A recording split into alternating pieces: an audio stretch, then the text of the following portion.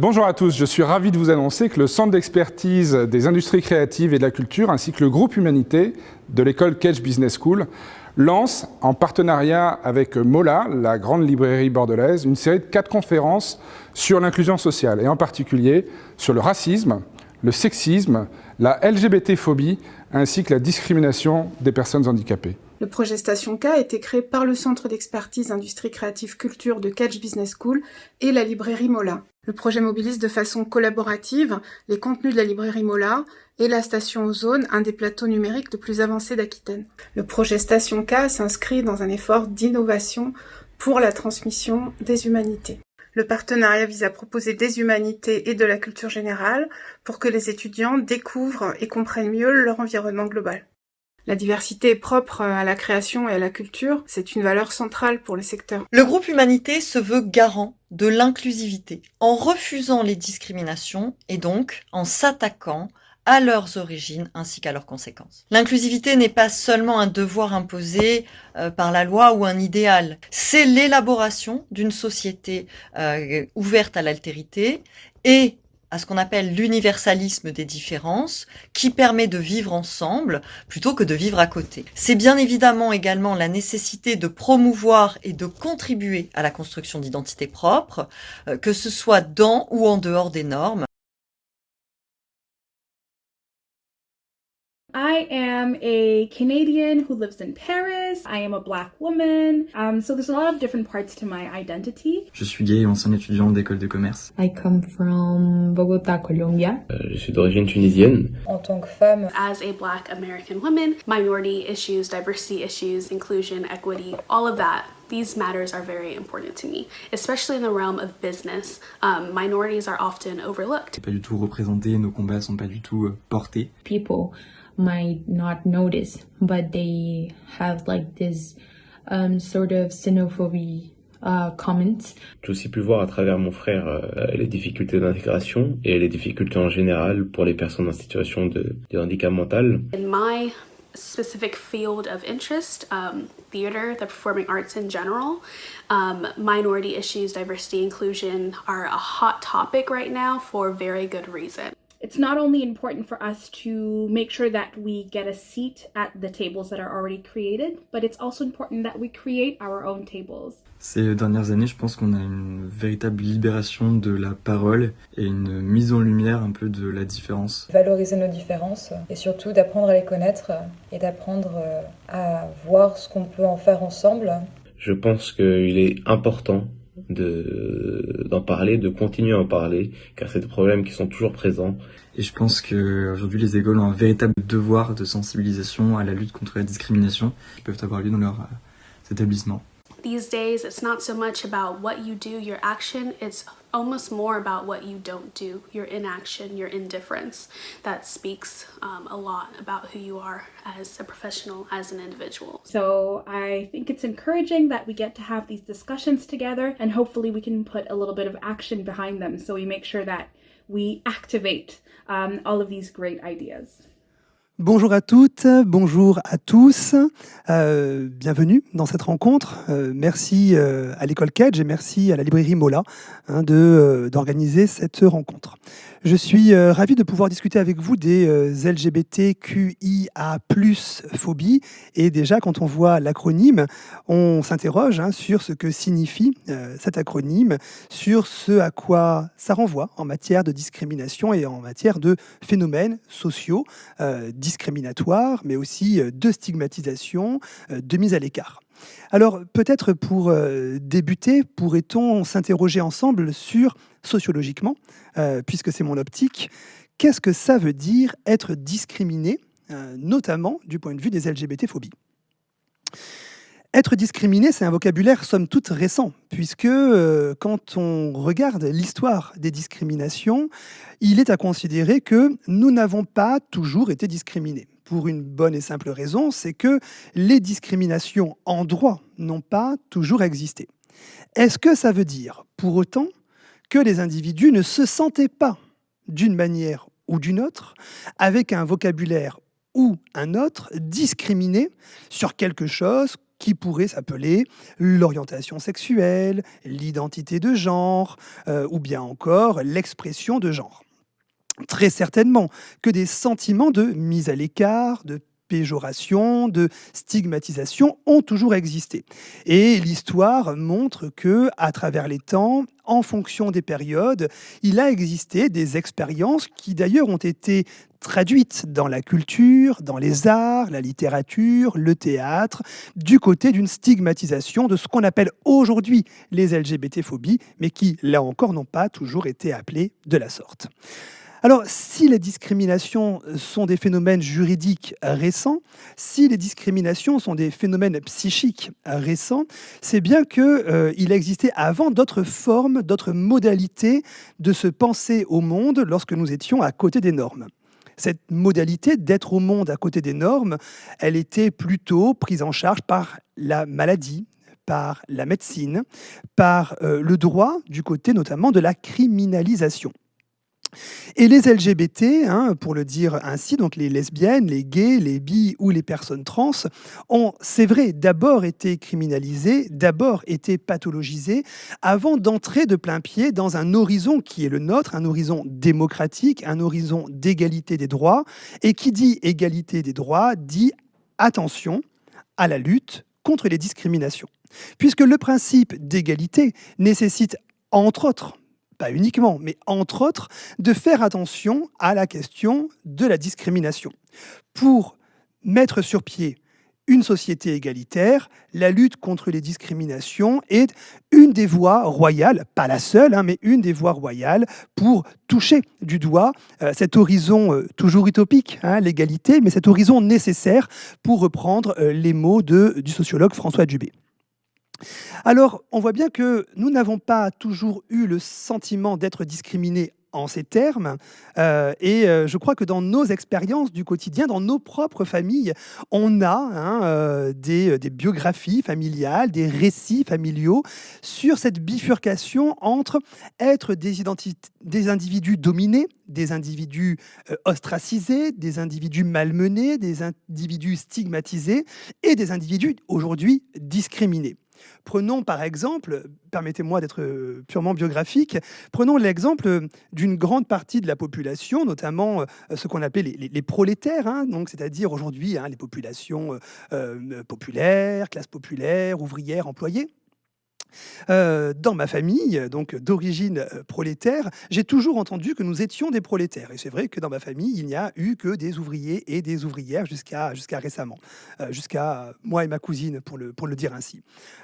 Ainsi, dans ma famille, il était courant de penser que nous étions d'origine populaire, d'origine donc prolétaire, et donc dominés. Et le régime de langage pour dire la mise en domination, la mise en stigmatisation, c'était le vocabulaire de la domination, un vocabulaire très marxiste donc.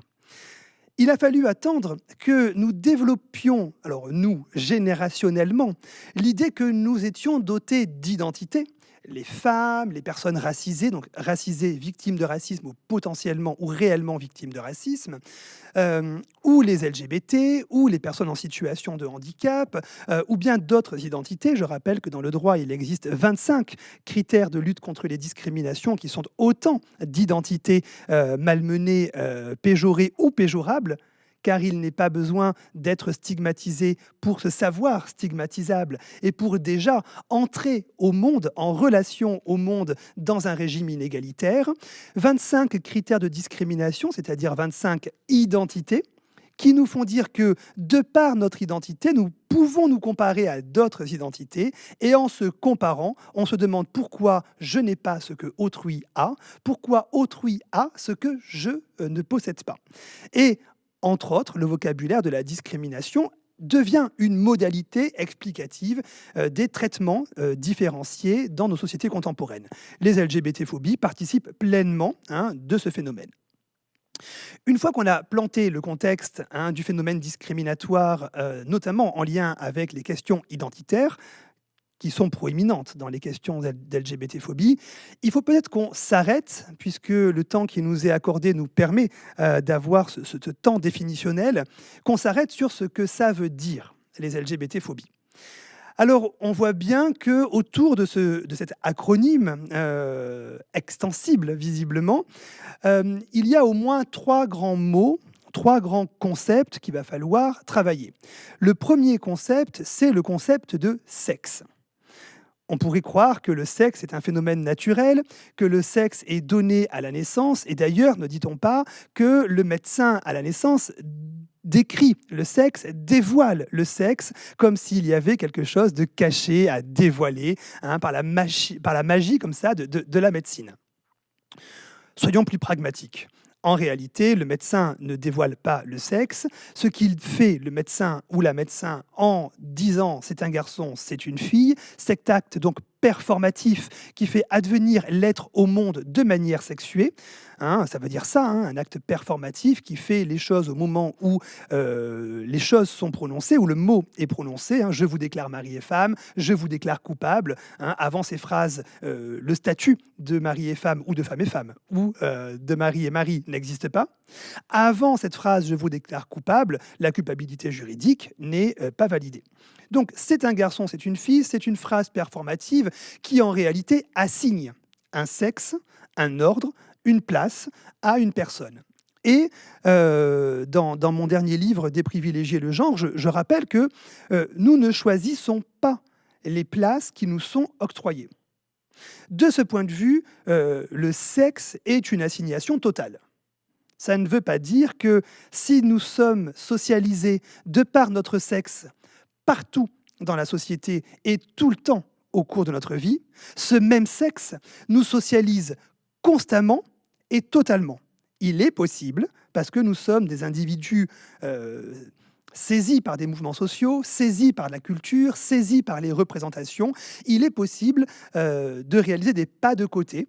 Et pour le dire comme mon amie et collègue philosophe Brigitte Estève Belbeau, il est possible de faire quelque chose de ce qui est fait de nous. Et les questions LGBT, tout comme les questions d'ailleurs de féminisme, sont aujourd'hui des figures de proue de ces pas de côté. Le sexe est donc une assignation, mais entre le sexe assigné à la naissance et le sexe qui va être assumé par l'individu, il va se passer quelque chose. Ajoutons à cela que si le sexe est pensé comme naturel et donc binaire, on sait aujourd'hui, on le savait depuis longtemps, mais on a mis du temps à accepter que Dieu et la nature avaient fait autre chose que des hommes et des femmes. On sait qu'au bas mot, il naît environ 2000 enfants par an. La médecine dit avec des troubles du développement sexué, alors on voit bien que la pathologisation est à plein régime dans cette affaire. En réalité, il existe aujourd'hui des personnes qui ne sont ni femmes ni hommes à la naissance, mais que la société n'entend pas laisser comme n'étant pas des hommes et des femmes, et donc les réassigne sexuellement. On appelle ça les personnes intersexes. Deuxième grand concept, c'est le concept de genre. Et là encore, entre le genre attendu à la naissance et l'identité de genre de l'individu, il se passe quelque chose. Ce n'est pas parce que nous avons un pénis que nous sommes forcés d'être masculins. Attention, l'identité de genre n'équivaut pas à l'expression de genre. Ce n'est pas parce que j'ai le sentiment d'être masculin ou féminin, peu importe mon sexe, que je suis en capacité d'exprimer cette identité facilement. Prenons en exemple les collégiens, les collégiennes, les lycéens, les lycéennes, qui, peu importe leur identité de genre, peuvent avoir des difficultés à dire leur identité publiquement, notamment du fait du sexisme, de l'homophobie ou de la transphobie qui perdurent dans les établissements scolaires français notamment. Troisième grand concept, c'est le concept de sexualité, et là on voit bien une fois de plus qu'il faut détricoter ce terme, puisque entre la sexualité au sens du faire, ce que je fais de mon sexe, et pas d'ailleurs que du sexe anatomique, du sexe au sens de tous les organes pénétrants des orifices pénétrés, pour le dire comme Preciado, avec consentement, évidemment. La sexualité au sens du faire n'équivaut pas à la sexualité au sens de l'orientation sexuelle. Je peux avoir une orientation sexuelle qui ne débouche pas à du faire. Je peux me sentir, par exemple, attiré par les garçons et ne pas pratiquer avec les garçons. Pensons là encore à des collégiens, des lycéens qui ne vont pas passer à l'acte. De même que ce n'est pas parce que j'ai une orientation sexuelle que j'ai une identité sexuelle, ce n'est pas parce que je suis attiré que je mets un mot identitaire sur mon attirance. Orientation, pratique, identité, genre, sexe. Vous voyez à quel point il est nécessaire de détricoter ces termes pour bien comprendre le bouillonnement contemporain sur les questions relatives aux LGBT-phobies, c'est-à-dire aux demandes de reconnaissance des minorités de sexe, de genre et de sexualité. S'il y a désir de reconnaissance, demande de reconnaissance, c'est qu'il y a de fait une imposition en termes de normes, en termes d'injustice, en termes de violence, en termes de discrimination. Ces faits discriminatoires, ils sont mesurés. Alors, on va le dire, ce ne sont pas des vues de l'esprit. La semaine dernière, dans le journal Libération, un juriste avait un doctorant juriste a produit une chronique disant que les sentiments de discrimination étaient trop nombreux et rendaient invisibles les discriminations réelles. Alors je comprends bien que d'un point de vue juridique, la rectitude des textes nécessite des preuves dans la discrimination. Mais d'un point de vue sociologique, moi je n'ai pas besoin de savoir si les gens ont été reconnus ou pas comme victimes de discrimination, notamment d'LGBT-phobie, pour leur dire que je suis à leur côté. Nous sommes des individus dotés d'émotions, dotés de qualités sensibles et on n'a pas besoin de savoir si juridiquement ou non ce que nous vivons relève d'une discrimination pour se prononcer dans le vocabulaire de la discrimination. Exemple, à Bordeaux, en 2018, nous avons réalisé une enquête sur les LGBT-phobies dans la ville. Quantifier, ça permet de bien délimiter les phénomènes, compter statistiquement pour pouvoir compter politiquement. Je crois que les féministes, notamment sur les violences faites aux femmes, ont déjà ouvert grand la voie de ce processus de recherche et de ces processus de reconnaissance politique. À Bordeaux, en 2018, dans l'espace public, plus de 80% des LGBT, donc lesbiennes, gays, bi, trans, disent avoir vécu des discriminations dans les services publics, espaces privés ou transports. Juridiquement, l'espace public n'est pas un espace reconnu comme un espace de discrimination. Il n'empêche que, biographiquement, nous pouvons nous sentir discriminés. Et on le voit bien, la récurrence de la violence, la fréquence de la violence permet conjointement de rappeler qu'une population, quasiment au sens d'une communauté, vit une pulsation par minute, un battement par minute, qui est celui du traitement différencié dans des actes de la banalité, comme sortir de chez soi, prendre le bus ou demander un café en terrasse, enfin, quand on pouvait demander un café en terrasse. LGBT-phobie, on voit bien qu'on ne peut pas ou pas toujours amalgamer ce que vivent les lesbiennes, ce que vivent les personnes bisexuelles, ce que vivent les personnes trans, ce que vivent les gays, mais aussi les personnes intersexes ou asexuées ou genderfluides. Pour donner quelques indications importantes en matière de mesures sociologiques des phénomènes, on peut par exemple noter que dans les médias, les lesbiennes sont beaucoup moins visibles que les gays. Et dans les séries, les États-Unis ont plein d'associations qui mesurent ça. Dans les séries, les lesbiennes meurent beaucoup plus vite que les gays, notamment lorsqu'elles apparaissent, c'est-à-dire déjà dans pas beaucoup de productions culturelles. Ça veut dire que les représentations sont déjà en défaveur de certaines populations de l'acronyme LGBT. Rajouter à ça des vécus réels, pragmatiques, quotidiens, matériels. On parlait tout à l'heure de prendre le bus, de prendre le tram, sortir dans la rue. Les lesbiennes, par exemple, vivent beaucoup plus de menaces de viol, d'exhibitionnisme que les gays. On voit bien que à l'intersection du féminisme et des questions LGBT se pose là la question du sexisme, très nettement. À l'inverse, les gays subissent plus de menaces de coups et de blessures, ainsi que des passages à l'acte en matière de coups et de blessures. Là aussi, on voit bien qu'à l'intersection des questions de masculinité et d'LGBTIQ-phobie se pose la question des masculinités toxiques, des masculinités hégémoniques, desquelles participent parfois les gays à l'égard des personnes lesbiennes ou des personnes trans.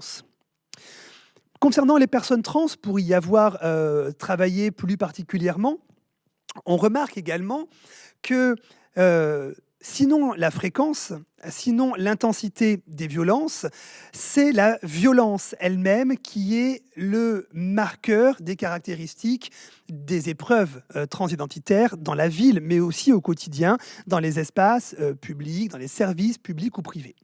On le voit dans les récits de violence, des coups, des blessures, on le voit dans la fréquence de ces coups et on le voit dans la dimension très paroxystique des violences que subissent les personnes trans, violences symboliques, violences physiques, mais violences aussi discriminatoires à l'école. On le voit notamment actuellement, il y a une vraie question qui se pose sur l'inclusion des mineurs trans dans l'école républicaine. On voit donc bien que parler d'LGBT-phobie, ça nécessite de s'interroger sur ce découpage de l'acronyme LGBTQIA+, en matière de prise en charge et de reconnaissance des spécificités, des identités ainsi jumelées dans l'acronyme LGBT. J'insisterai plus particulièrement sur, si vous me le permettez, et comme j'ai la parole, c'est facile que vous puissiez me le permettre puisque je décide, sur les personnes transidentitaires, puisqu'on sait que plus de 87% des personnes transidentitaires vivent des discriminations au cours des 12 derniers mois et que 88% des personnes trans vivent des discriminations ou des violences dans l'espace public au cours des 12 derniers mois. 88% au cours des 12 derniers mois, cela signifie statistiquement que si on avait dit les 18 derniers mois, on aurait quasiment atteint les 100%. Alors 100% statistiquement, c'est impossible ou excessivement rare, mais vous voyez ce que je veux dire. Nous sommes dans une banalité de la violence, une banalisation de la violence à l'égard des personnes transidentitaires. Stéréotypes, préjugés de genre, stéréotypes, préjugés liés à la sexualité. Les personnes trans font malheureusement les frais en première ligne de l'ensemble de ces mises à l'écart en matière de représentation ou bien en matière de mise en pratique de ces stéréotypes ou de ces préjugés.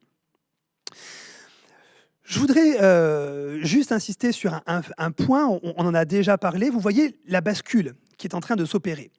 Les personnes LGBT ne sont plus des personnes malades qui demandent à être soignées, les personnes trans particulièrement, ne sont plus des personnes minoritaires qui demandent à avoir le droit de vivre en tant que personnes minoritaires. Elles sont des personnes qui demandent à avoir le même droit que tout le monde dans un régime classique d'égalité des droits. Ce qui n'est pas sans poser de questions.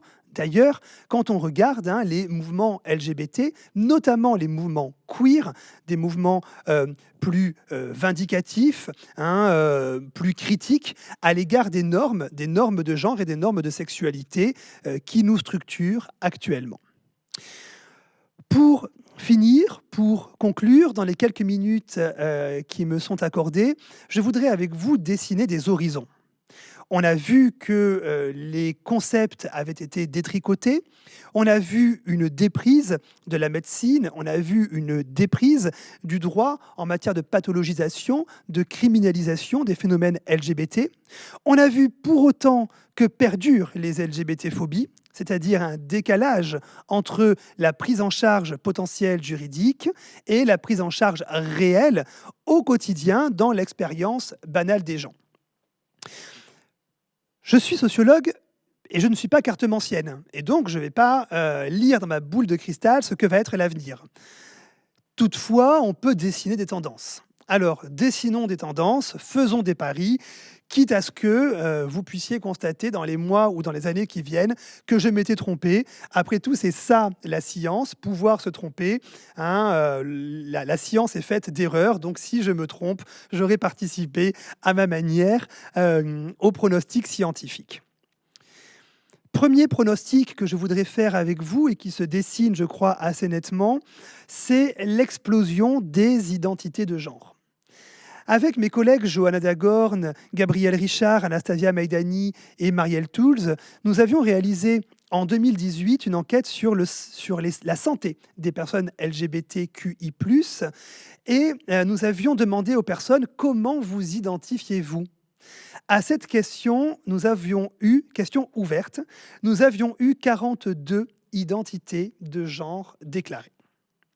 42 identités de genre déclarées, cela signifie que la fixité des normes en matière de masculin, de féminin, d'hommes et de femmes, d'hétéros ou d'homos vole en éclats au bénéfice d'expérience, d'expérimentation, d'expression de genre et de sexualité qui débordent de ce qui est attendu de la norme classique, à la fois binaire et naturalisée, mais aussi hiérarchique entre le masculin et le féminin, l'homo et l'hétéro, les femmes et les hommes. Ça nous interroge parce que en matière éducative, en matière préventive de santé, en matière pédagogique, que faisons-nous de ces débordements qui sont autant de réalités psychiques et donc d'exigences de reconnaissance à la fois institutionnelle mais aussi relationnelle dans la vie quotidienne? Comment s'appeler, comment se reconnaître, comment s'écouter, comment se comprendre? Deuxième horizon fondamental, me semble-t-il, c'est un horizon juridique. Quand je dessine cela, ne pouvons-nous pas nous poser la question de la solidité et de l'importance fondamentale des cases masculins, féminins, hommes, femmes sur les papiers d'identité?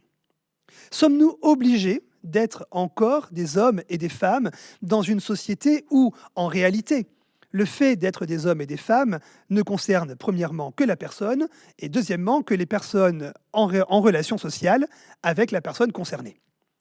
Est-ce que ça concerne l'État? Est-ce que ça concerne l'état civil? Notre sexe. Notre sexe appartient-il à l'État?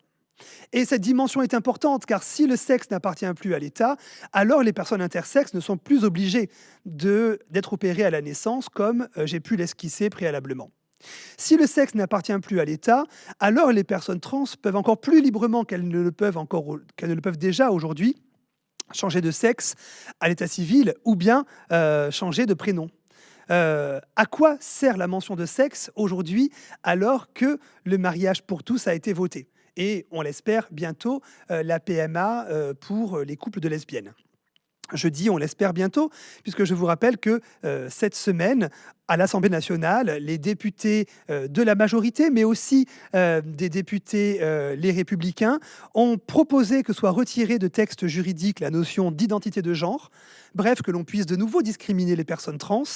Je vous rappelle que cette semaine, à l'Assemblée nationale, un député de la majorité a proposé d'augmenter les lois protectrices à l'école en faveur des personnes trans et que la majorité actuelle a refusé d'augmenter les dispositifs juridiques en faveur d'une meilleure protection des personnes trans à l'école. On voit bien que la crispation autour du sexe et du genre est massive. On voit bien que les retours et les recours à la nature et à la culture pour légitimer le fait que rien ne doit bouger sont massifs.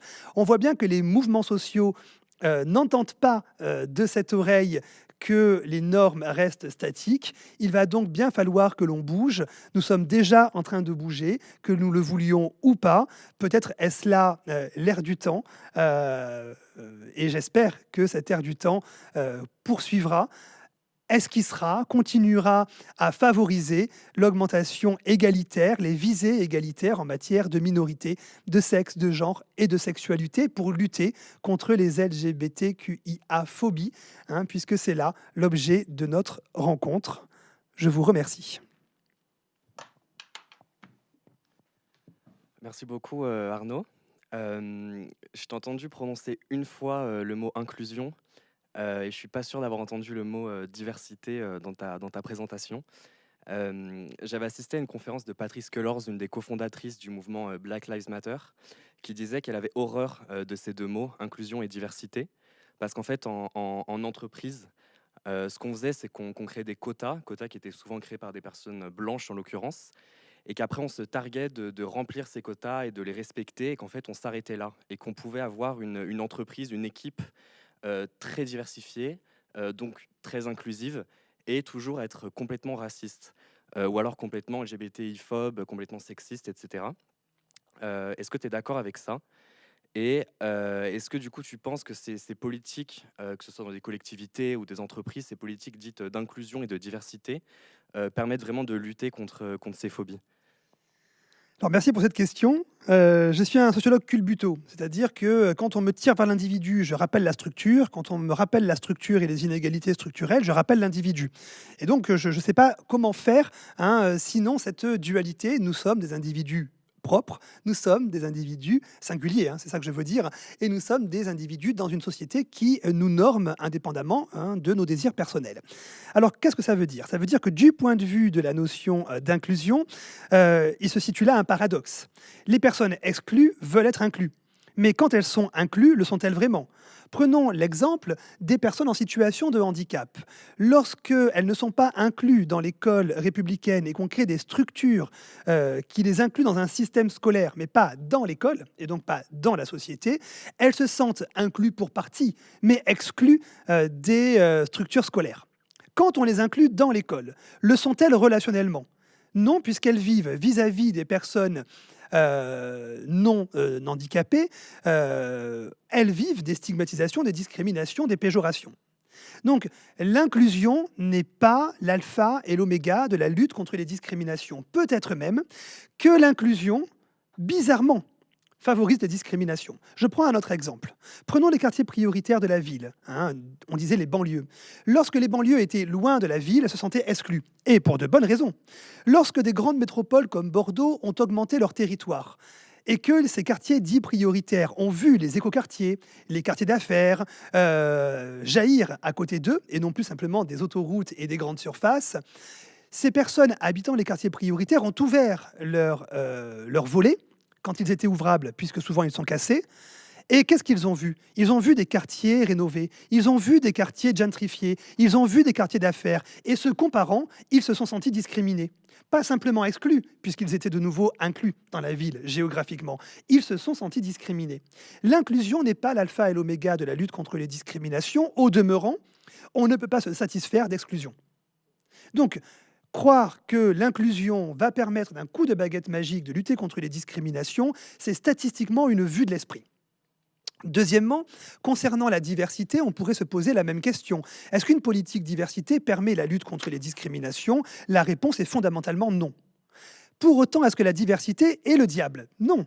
D'abord, la diversité, elle permet de s'identifier. Et une plus grande diversité permet une plus grande identification. Et tant mieux, moi, quand j'étais adolescent en matière de figure homosexuelle dans les médias, j'avais Caméra Café, avec un garçon homosexuel qui était seul, qui n'avait d'interaction avec personne. Si c'était ça l'homosexualité, j'avais pas envie de l'être. Aujourd'hui, avec les séries Netflix, on voit bien que la diversité permet l'identification positive. C'est très bien. Deuxièmement, la diversité, ça permet, on dit, la tolérance. Alors c'est vrai, on se dit que si on croise de la diversité, eh bien, on finira par s'acclimater à celle-ci. Je mets quand même un gros bémol à cela, puisque quand j'ai un voisin gay ou un voisin arabe ou un voisin en situation de handicap, j'aime pas les gays, j'aime pas les arabes, j'aime pas les handicapés, sauf mon voisin. Parce que lui, je le connais. Parce que lui, je mets un nom dessus. Et donc, je le personnalise. Je n'aime pas généralement les gens, sauf lui. Je ne travaille donc pas sur ce que j'appelle mes stéréotypes, mais je travaille sur un préjugé concernant une personne, une évaluation sur une personne. Bref, je crée une petite entaille dans les représentations, mais je ne change pas génériquement les inégalités de représentation quand je favorise la diversité. La diversité, elle est très bien également parce qu'elle permet de créer des visibilités.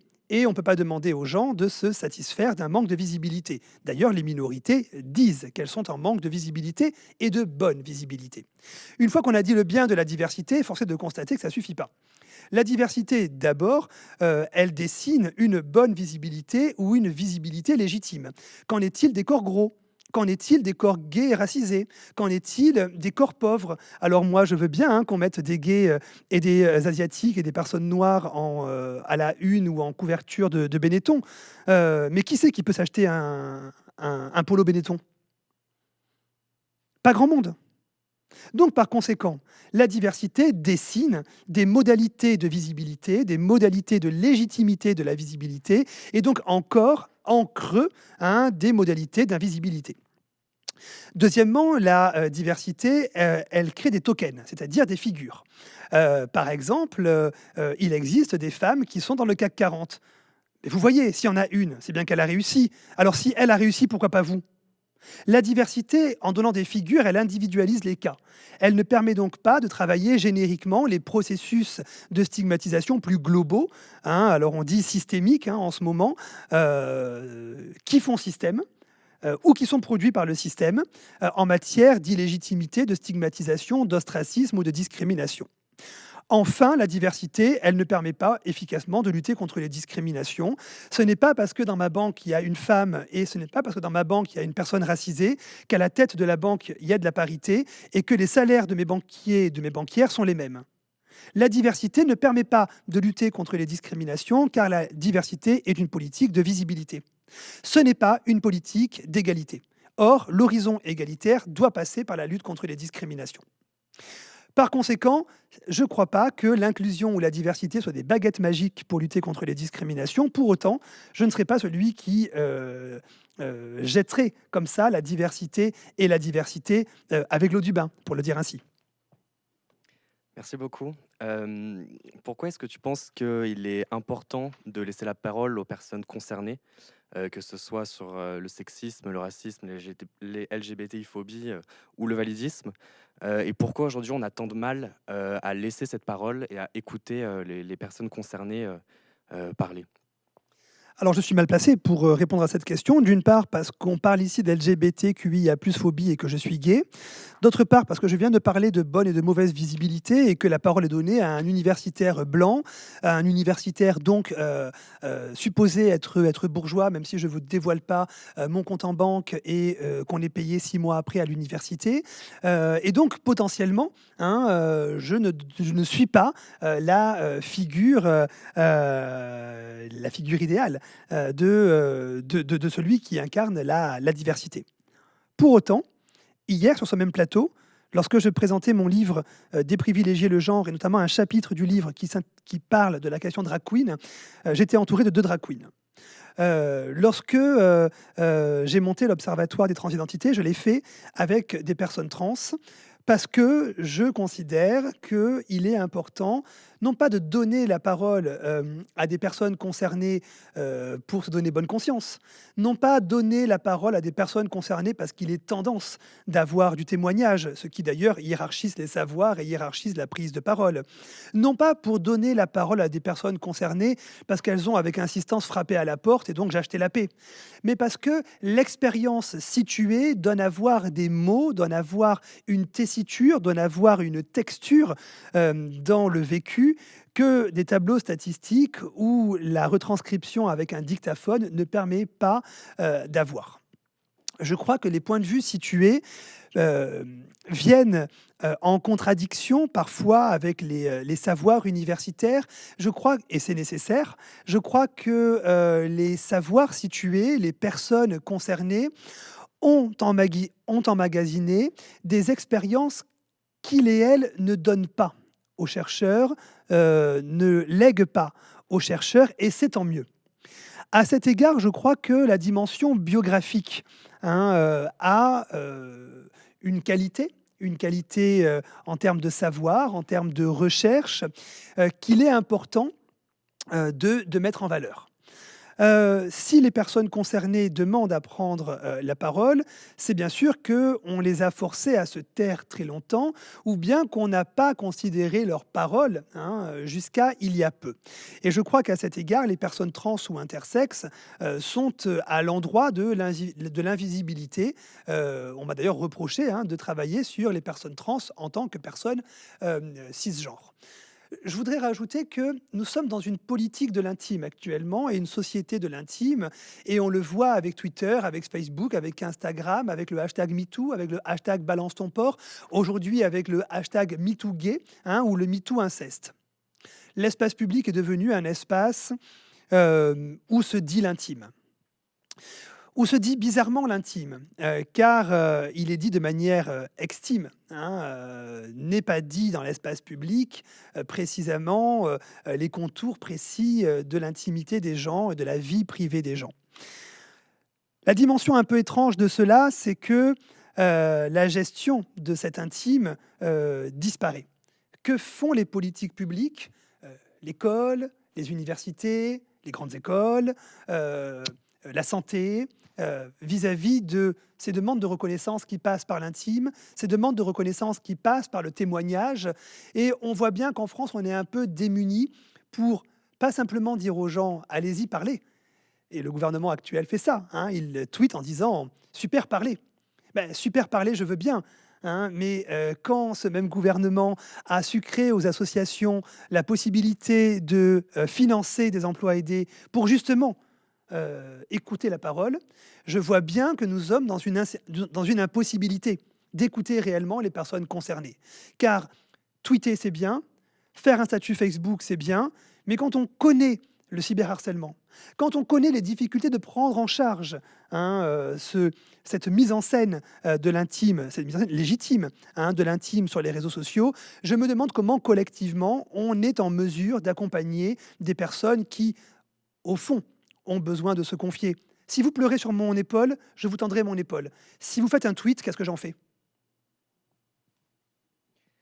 Et alors, puisqu'on parle aujourd'hui des étudiants en école de commerce, mais pas que, comment on pourrait, à son échelle, si on voudrait dresser le portrait de l'allié parfait, comment est-ce qu'on peut soutenir, aider cette communauté sans monopoliser la parole et sans prendre la place justement de ces personnes ? Alors c'est une excellente question, hein, puisque c'est un chemin de crête. Hein, ne pas prendre la place, être trop visible. Je crois qu'il y a deux choses importantes. La première chose, on voit bien la question qui se pose ici, hein, la visibilité, la diversité. Je crois que notre échange participe de ça. Je crois que la première chose, c'est un changement structurel. Hein, à notre mesure, c'est aussi une mesure structurelle. Et je crois que vous avez, en tant qu'étudiant, une hiérarchie. Je crois que la hiérarchie participe de la prise en considération des questions d'LGBT-phobie. Jusqu'où, je l'ignore, hein, je ne suis pas dans les arcanes de Cage, mais on le voit à Sciences Po, par exemple. Hein, est-ce que créer une Queer Week à Sciences Po Paris, ça permet de lutter contre les violences sexistes ? Est-ce que créer une Queer Week à Sciences Po Paris, alors c'est bien en termes de communication, ça permet de lutter contre les viols, contre les agressions sexuelles ou les LGBT-phobies ? La réponse est non. Il y a une Queer Week à Paris depuis une dizaine d'années. C'est maintenant qu'on découvre ou qu'on veut bien écouter les violences sexuelles ou sexistes. Hein. La communication ne fait pas tout. Donc, les politiques internes sont importantes dans des grandes structures, dans des grandes organisations comme les écoles ou les universités. Hein. Je balaye devant ma porte. Deuxièmement, ce qui est important, ce sont des rôles individuels. Nous sommes des citoyens et des citoyennes, et donc nous sommes des témoins. Et en tant que témoins, nous pouvons agir. Je rappellerai qu'en moyenne, face au sexisme ou aux LGBT-phobies, 87% des témoins n'interviennent pas. Alors vous allez me dire, super, il y en a 13% qui interviennent, ça suffit. Eh bien non, parce que sur les 13% qui interviennent, il y en a 7%, donc plus de la moitié des intervenants et intervenantes, qui interviennent pour montrer du doigt, rire, prendre en photo, prendre en vidéo, commenter sur les réseaux sociaux. Bref, enfoncer sous l'eau la tête de la personne qui, déjà, subit ces discriminations. Et donc, je crois que ce qui est important pour être déjà un bon allié, à défaut d'avoir une politique identitaire, qui suis-je, gay, lesbienne, bi, trop jeune, trop blanc, déjà savoir son rôle en tant que témoin. Car d'un point de vue citoyen, ne pas intervenir en tant que témoin, ne pas chercher comment intervenir en tant que témoin, c'est laisser la personne à sa stigmatisation, à sa discrimination. Et au bout d'un moment, je crois que ne pas agir, c'est autoriser les violences. Merci beaucoup. Bon, bonjour, je suis très ravi d'être là. Et le sujet dont je vais parler, c'est la relation entre les grandes marques et le monde LGBTQIA+, etc. Alors, je suis prof en marketing, chercheur en marketing, donc mon champ d'observation privilégié est la relation entre ces marques-là et le marché. Toutefois, quand on parle de relation entre entreprises et cette communauté, il faut aussi 3 niveaux qu'il faut considérer. Ce n'est pas que le marketing, mais aussi les ressources humaines et aussi la responsabilité sociale d'entreprise. Il faut le souligner parce que parfois, ces 3 grands niveaux ne sont pas alignés et ça va créer beaucoup de problèmes, on va le voir plus tard. Mais particulièrement quand on parle de ressources humaines, il y a un minimum légal, donc c'est la même chose, pas de discrimination, etc., respecter la loi, mais c'est vrai que les entreprises pourraient aller un peu plus loin que ça et faire le minimum, probablement dans beaucoup de cas, ce n'est pas suffisant. Je vais revenir avec ça. Quand on parle de relations sociales d'entreprise, pour moi, c'est très important de le mettre aux côtés du marketing parce que le marketing, à la base, c'est dire à les communautés avec lesquelles s'engagent, achetez mes produits, des produits qui sont normalement plus chers que des produits qui ne sont pas vendus avec de grandes marques. Donc, c'est l'idée d'un premium price, donc c'est l'idée même de marque. Et donc, ça veut dire simplement donnez-moi de l'argent. Même quand je parle aux femmes, mais je parle aux hommes gays, femmes lesbiennes, toutes les autres identités, aux personnes racialisées, etc. Mais la responsabilité sociale d'entreprise permettrait, en ligne de principe, de restituer quelque chose, donc au-delà de la logique du maximisation du profit. Donc, il faut considérer ces trois aspects tous ensemble. Mais je vais parler plutôt de marketing et plutôt de publicité parce que c'est la partie du marketing qui est plus évidente, particulièrement avec les réseaux sociaux qui fait plus parler, donc où beaucoup de tensions, beaucoup d'homophobie, de transphobie, etc., ce sont évidents, donc il faut considérer aussi ça. Bon, quand on parle d'histoire, c'est une histoire, quand on parle de relation entre les marques et les communautés LGBTQ+, c'est une histoire, mais c'est aussi une géographie. Donc, ce sont des choses qui se sont passées, qui ont eu lieu dans des endroits particuliers. Je vais parler plutôt des États-Unis parce que beaucoup de choses sont commencées par là et après se sont diffusées par différentes parties du monde. Aussi, pas seulement parce qu'on lit, on est connecté, mais aussi par des multinationales. Donc, ça peut s'avérer, et ça se fait tout le temps, que parfois il y a des multinationales qui ont un cadre normatif un peu plus évolué, qui vont l'imposer dans des pays où le cadre normatif, par exemple le mariage, il n'y a pas de mariage pour tous, etc. Donc, ça crée aussi des tensions et c'est un mécanisme de diffusion des pratiques, notamment en relation en ressources humaines, mais aussi en marketing, qui sont évidents. Je vais faire des exemples. Donc, la première partie où on peut encadrer ces rapports, c'est une idée de visibilité.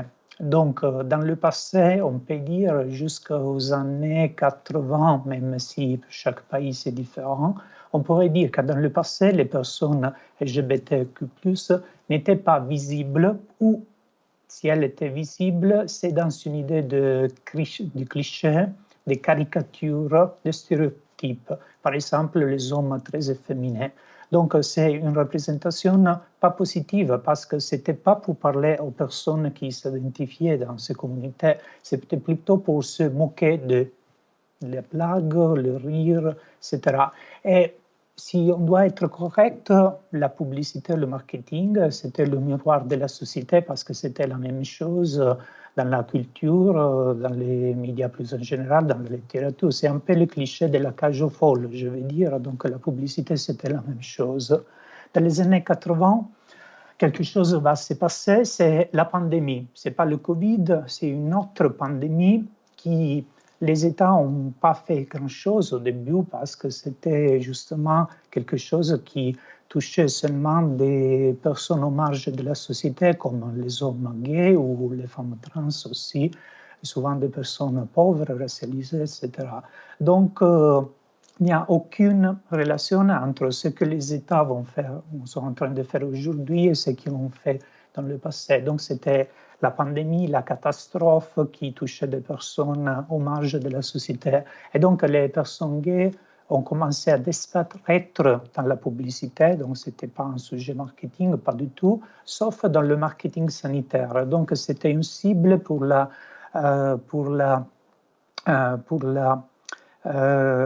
c'était une cible pour les communications, les messages publicitaires de prévention.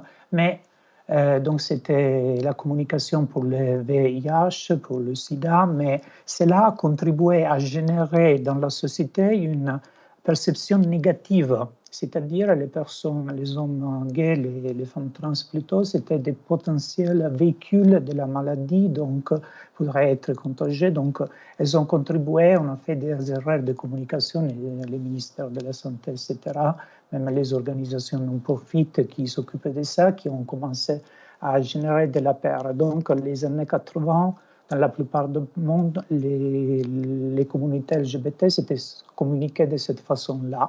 Mais aux États-Unis, déjà dans ce moment très critique de pandémie, on a des marques qui commencent à faire des choses qui sont très intéressantes. Ce n'est pas l'explosion du marketing vers la communauté LGBTQ, qui c'est plutôt dans les années 90, mais je vais évoquer l'exemple de Absolute Vodka, donc une grande marque internationale de vodka, qui commence à être présente dans les ghettos gays, dans les grandes villes comme New York et San Francisco, avec des communications, mais avec pas seulement la communication, avec une présence dans les bars, dans le club, aussi en faisant de la pub, en utilisant par exemple des artistes comme Keith Haring, qui était un membre de cette communauté, qui plus tard va décéder pour SIDA, donc commence à faire des choses. C'est à partir de ces cas-là qui ont été un grand succès, parce qu'en ce moment-là, une communauté marginalisée qui voit une grande marque parler directement en eux, ils ont gagné beaucoup de reconnaissance et de gratitude. Je veux que vous vous concentrez pour ça parce qu'aujourd'hui, ça serait plus suffisant, mais en ce moment-là, il y avait une réaction de gratitude, de reconnaissance. Après les années 90, le marketing s'est aperçu que la communauté LGBTQ+ existe, mais ce n'est pas toutes les communautés LGBTQ+. Ce sont plutôt les mecs gays, plutôt de classe sociale middle class ou plus élevée. Donc, ce sont des cibles de marché riches. Et particulièrement, c'est le moment où il y a des bouquins, des œuvres, aussi de la recherche scientifique en marketing, où ils vont considérer la communauté gay, je parle plutôt des mecs gays, donc pas de lesbiennes, pas de personnes trans, etc., comme un dream market, un marché de rêve, parce qu'ils sont ce qu'on appelle DINKs, c'est-à-dire Double Income No Kids. Donc ce sont des couples avec deux mecs et pas d'enfants. Donc par rapport à une situation avec un couple hétéro, un couple de lesbiennes dans des sociétés patriarcales comme la nôtre, les hommes gagnent beaucoup plus. Donc c'est vrai qu'ils sont discriminés en tant que gays, mais c'est vrai aussi qu'ils sont des hommes, donc ils bénéficient de revenus supérieurs aux femmes. Donc c'est pourquoi on se dirige plutôt vers les hommes gays. Je vais vous lire les titres d'ouvrages qui sont parus dans ce moment-là. Ce sont des ouvrages qui ont créé cette notion du marché gay comme un marché qu'il faut absolument cibler. Et c'est le moment, je vais évoquer aussi, où les premières agences de pub, de publicité sont nées pour accompagner les grandes marques à parler. Parfois, ce sont des boîtes qui étaient montées par des personnes de cette communauté. Donc, alors, Stephen Cates, déjà dans le 1998, c'est un chercheur en marketing, je le connais, c'est un collègue américain, écrit ce livre qui est basé sur sa thèse doctorale en sciences de gestion. 20 million new customers, 20 millions de nouveaux clients, comprend le comportement de consommation des hommes homosexuels. Je vais évoquer aussi une collègue à moi américaine, mais qui a intégré Cage depuis des années, Lisa Peñalosa, qui déjà en 1996 écrit un article We are here, we are queer and we are going shopping. On est là, on est queer, on va faire des cours, on va faire du shopping. Ce titre, c'est un point de vue critique sur l'inclusion des gays et des lesbiennes. Elle parle aussi de façon critique de manque d'inclusion plutôt des lesbiennes sur le marché américain. Donc, des États-Unis, il faut attendre des années pour que quelque chose arrive en Europe, avant au Royaume-Uni, mais en France notamment, ou en Italie, il y a un décalage de quelques années. Mais déjà, en 2003, deux publicistes, donc deux personnes qui travaillent en agence de publicité, vont écrire ce livre. Il s'agit de Jean-Paul Tréguier et Jean-Marc Segati, le nouveau marketing, marketing générationnel, marketing gay, marketing ethnique. Donc on voit déjà en 2005 à la deuxième édition, donc il y avait un marché pour ce livre. En 2007, Johan Jekel, qui est docteur en sciences sociales, écrit un autre livre avec le titre « Le marketing gay ». Je vais vous lire la description. Dans une société de plus en plus décomplexée face à un sujet longtemps resté tabou, les gays revendiquent leurs différences et leurs ressemblances. Une avancée qui a sans doute beaucoup aidé de nombreuses marques à devenir des symboles gay-friendly. Devenir une marque gay, est-ce que c'est réellement possible ou totalement utopique? Donc c'est là la grande question et je vais vous dire des chances. Donc j'ai préparé une sélection de vidéos de pubs de cette période-là à vous montrer. Par exemple, la première, c'est en France, c'est en 2004, c'est par la marque de lessive Visé. Qu'est-ce que tu fais? Ben, je lave ma chemise. Avec du savon de Marseille. Ben oui, mais j'y tiens, cette chemise. Tiens. Tu sais qu'aujourd'hui, on peut avoir un lavage en douceur et une propreté nickel sans les mains. Nouveau vizir au savon de Marseille. Mais dis-moi, c'est le côté forêt d'eau à la fois qui te plaît à toi, non? Oui. Nouveau Vizir au savon de Marseille. Les bienfaits du savon de Marseille, l'efficacité Vizir en plus. Elle te va bien, cette chemise? Alors, des commentaires. L'agence, c'est l'agence de publicité américaine Leo Burnett. Déjà, c'est une agence américaine, mais aussi la marque, même s'il semble une marque française, c'est de propriété de la multinationale américaine Procter & Gamble, qui est considérée très orientée au marketing, donc ils sont de bonnes capacités. Et on a de la chance parce que j'ai trouvé des déclarations de Madame Anna Gallet, qui est la directrice de relations, qui était autant la directrice de relations extérieures chez Procter & Gamble, qui nous dit quelque chose que je trouvais très intéressant. Donc, elle dit que la marque a toujours été une lessive un peu plus impertinente, un peu plus décalée, entre guillemets, que les autres. Et le target, donc la cible de marché, ce ne sont pas des couples gays, comme on montre dans cette pub, mais ce sont plutôt de jeunes femmes actives. Donc, c'est quelque chose qu'on trouve beaucoup dans la littérature américaine, dans des livres genre « How to ». À ce moment-là, on ne dit pas seulement que les hommes gays sont des dinks, donc un marché de rêve, ils disent aussi qu'ils sont des innovateurs. Donc, ils sont ceux qui lancent le monde. Donc, la présence de personnes gays dans la pub, c'est aussi quelque chose de rassurant. Donc, c'est cool, c'est intéressant. Donc, on l'utilise beaucoup dans la mode, dans les alcools, dans la technologie, les iPhones, toutes les choses qui vont venir comme ça. Mais, même s'il y a beaucoup d'intérêt des livres et des agences de communication, même des sociétés de recherche de marché, qui vont chercher de convaincre les grandes marques à investir dans cette communauté, et quand je dis cette communauté, c'est plutôt des hommes gays riches, ou middle class quand même, les entreprises sont ils ont peur, parce qu'il y a un problème qu'on voit plus récemment avec les réseaux sociaux, d'un point de vue managérial, donc de gestion, la vraie question est comment se positionner, donc attirer l'attention et l'argent de cette cible, de ce marché de rêve, sans aliéner le marché mainstream de personnes qui sont hétéros, qui ne sont pas, et peut-être qui ne sont pas trop ouverts d'esprit, donc c'est une majorité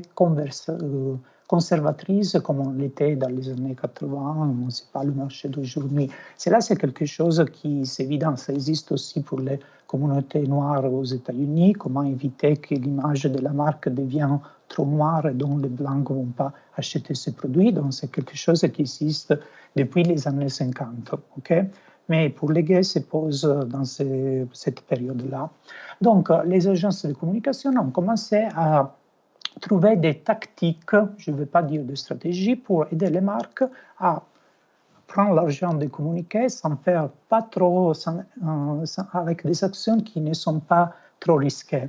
Par exemple, une façon, c'est utiliser les codes qui seront compris seulement par des personnes membres de ces communautés. C'est l'exemple de Absolute Vodka que j'avais fait avant avec Keith Haring, qui est compris comme membre de la communauté seulement par les personnes de la communauté.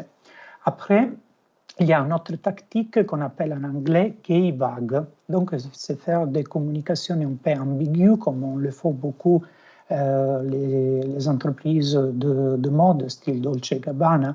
Il y a des pubs avec des beaux mecs, un peu nus ou presque, dans des situations qui pourraient être de camaraderie, d'amitié en viril, ou peut-être ils sont des amoureux ou des amants, c'est une situation de drague, on ne le sait pas trop. Donc c'est sémiotiquement un peu ambigu, donc les hétéros vont comprendre ce qu'ils veulent, les autres vont comprendre ce qu'ils veulent. Donc c'est un peu faire à la cachette. Une troisième tactique, c'est ce qu'on appelle lesbian chic.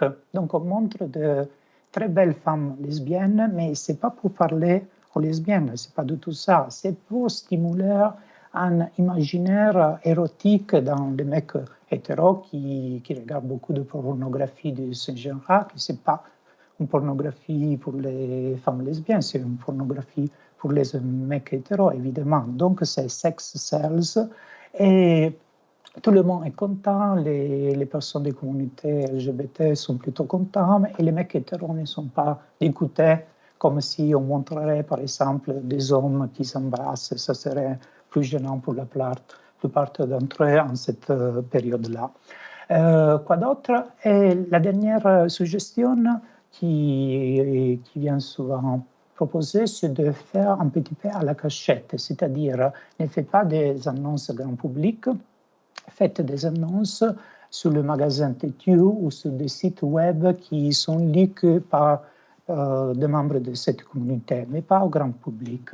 Donc c'est là, disons que pour les années 80 et pour le début des années 2000, c'est un peu le mainstream du marketing dans la communauté. Et je vais dire que ça, en cette période-là, ça marche parce que être visible déjà dans le mainstream, c'est déjà quelque chose. Donc, à ce moment-là, il y a encore de la reconnaissance.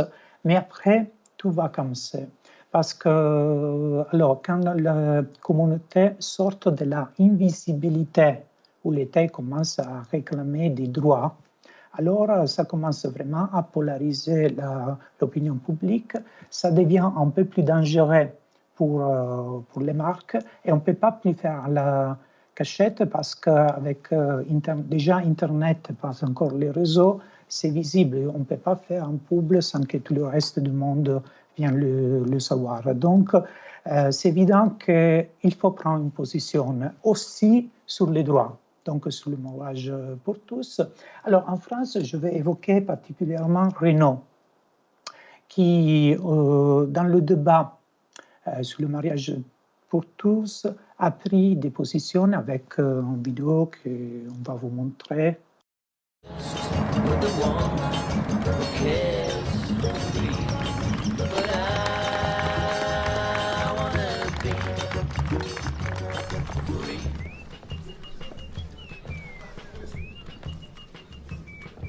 Félicitations, papa.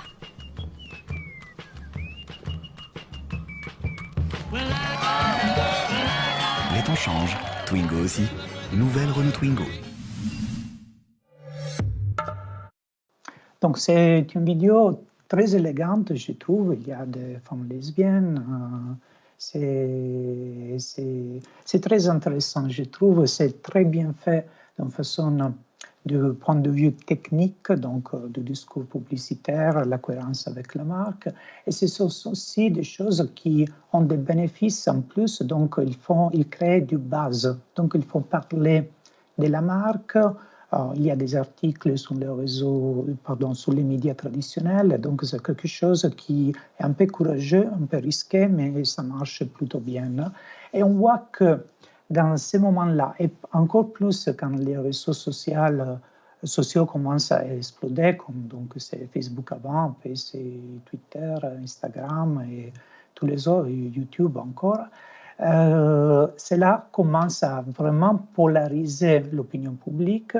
Et si avant, on faisait des spots, peut-être quelqu'un était gêné, mais on ne le savait pas trop. Oui, quelqu'un pouvait écrire des lettres à Le Monde, mais c'était terminé. Là, on peut tout de suite écrire des commentaires, et ce sont les personnes alors il y a les commentaires de soutien, mais aussi des commentaires qui sont haineux, donc qui sont très gênants à lire pour les personnes, les publicitaires, les responsables de marque. En anglais, on appelle ce type de commentaires écrits par des personnes qu'on qualifie de haters, donc de laine. Et parfois, on lit des choses qui sont vraiment horribles à lire. Alors, la polarisation, ça existe pas seulement dans la société, ça existe dans les réseaux sociaux, et donc les marques doivent faire quelque chose. Ils vont savoir qu'il y a des personnes qui ne vont pas aimer, qui vont détester en plus. Il y a des personnes qui vont commencer à faire des boycotts de marques, qui vont dire « je ne vais pas acheter Coca-Cola, je ne vais pas acheter Nike, je ne vais pas acheter jamais ». Ils vont faire de la mauvaise publicité dans leur réseau, et donc il faut décider quoi faire. Donc, il y a différentes stratégies de réponse. On n'a pas le temps pour faire des exemples, mais les réponses, c'est le silence. Il y a des marques qui ignorent, particulièrement quand c'est très peu. Il y a des marques qui utilisent l'ironie, donc ils ridiculisent un petit peu les personnes qui ont des réactions qui sont si gênées, un peu archaïques, on pourrait dire. Il y a aussi des contre-attaques, donc d'assumer la position de façon un petit plus assertive, je ne veux pas dire agressive, mais dire non, nous, on est là, ce sont nos valeurs. Et enfin, il y a ceux qui, mais c'est très rare, qui se rendent compte qu'ils ont exagéré, donc qui s'excusent. Mais cela, ça ne va pas marcher parce que sinon les communautés vont accuser de manque de cohérence. Mais avec le réseau, la chose la plus étonnante pour les personnes dans le marketing qui souvent vivent dans leur bubble et font ces types d'interventions publicitaires sans savoir trop vraiment ce qui se passe dans les communautés, c'est que cette polarisation qui dans le passé créait de la reconnaissance de la part des personnes ciblées des communautés LGBTQ+, aujourd'hui ne suffit pas. Qu'est-ce qui se passe? Qu'il y a les haters qui vont être gênés et vont écrire des choses terribles, mais il y a aussi les membres même des communautés qui vont dire non, c'est pas ça, c'est pas du tout ça, c'est pas suffisant. Donc, ils sont entre deux feux. Donc, même les personnes gays, les personnes trans, les personnes bisexuelles, les personnes lesbiennes vont dire que ce n'est pas suffisant, c'est du pinkwashing. Alors, je vous ai dit que je suis prof en marketing et j'ai vu souvent dans les dernières années tout le monde qui disent « c'est que du marketing ». It's just marketing. C'est solo marketing. Mais moi, je suis prof en marketing et je veux dire que non, ce n'est pas que du marketing, c'est que du mauvais marketing parce qu'on pourrait faire mieux que ça. Et donc, comment on peut faire ça? Je l'évoquais, les ressources humaines. Parce que si tu vas dire que tu es gay-friendly dans ta pub, et après, il y a les salariés qui vont dire que ce n'est pas vraiment le cas. Les partenaires qui vont dire mais non, ce n'est pas le cas. On l'a vu avec Black Lives Matter. C'est ridicule de faire des choses qui sont seulement de la pub sans scrutiner toutes les autres pratiques. Donc, il faut du sérieux. Il faut que les ressources humaines, en relation avec les partenaires, même toute la supply chain, soit à ce niveau, parce qu'il faut être sans reproche, parce que sinon, ça va être un boomerang. Et je vais dire que la responsabilité sociale d'entreprise, parfois, va aider, parce que il faut restituer, il faut donner de l'argent, par exemple, pour les personnes, pas seulement les personnes des communautés qui sont plus privilégiées, donc les mecs gays avec l'argent ou les femmes lesbiennes avec l'argent qui sont des cibles aussi, mais les personnes qui sont moins privilégiées dans les communautés. Bon, je vais conclure, je vais vers la conclusion de mon intervention et je vois que dès ces 2 ans, j'ai vu des choses qui sont très, très intéressantes. Sont encore timides, je ne vais pas dire que ce n'est pas suffisant, mais je vois des signes que des entreprises, pas toutes, c'est évident, et plutôt américaines qu'européennes, je dirais, mais ils vont faire des choses qui sont dans la bonne direction. Je vais faire des exemples. Alors, par exemple, Nike. Alors, je voulais dire, alors, je parlais de mecs gays, je parlais de femmes lesbiennes, un petit peu, donc c'est une différence.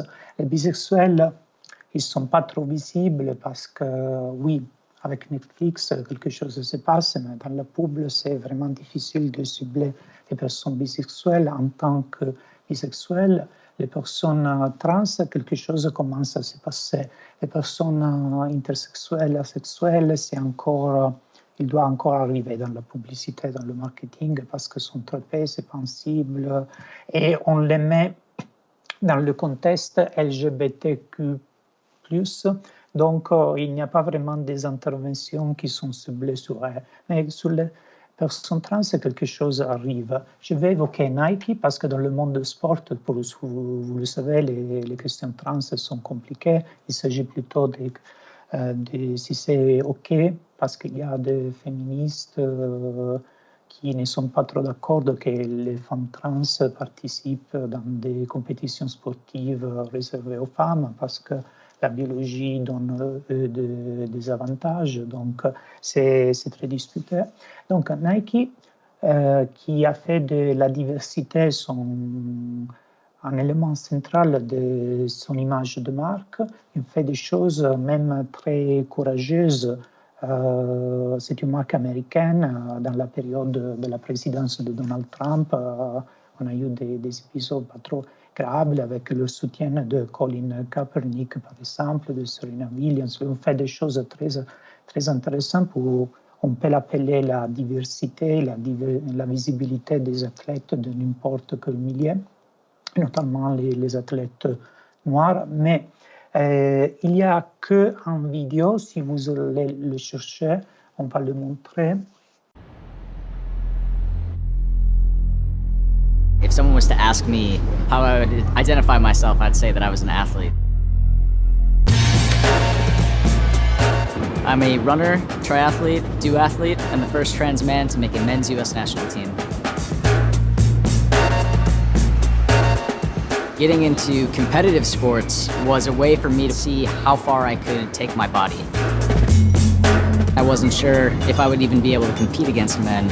I had people telling me that it's not possible. If I listened to them, if I believed that, I wouldn't be standing here today. Now I feel like the door has been opened. Every success that I've had along the way has been even more amazing because I know that no one else in the future will have to be in my position.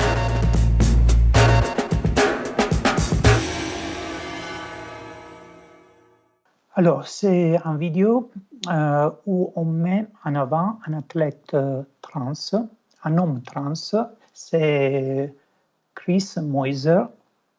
Mais les hommes trans ne sont pas au même niveau de danger que les femmes trans, parce que c'est autre chose. On ne discute pas trop, c'est OK si des hommes trans veulent faire des compétitions sportives dans la catégorie hommes. Donc, je n'ai pas trouvé un soutien si direct, une mise en avant de la publicité de femmes trans. C'est déjà bien qu'il y a un homme trans dans la publicité, mais je voudrais dire que ce n'est pas au même niveau que les autres identités dont on est concerné. Je vais évoquer aussi le cas de Gillette. Gillette, il a fait un super spot il y a quelques années sur la masculinité toxique.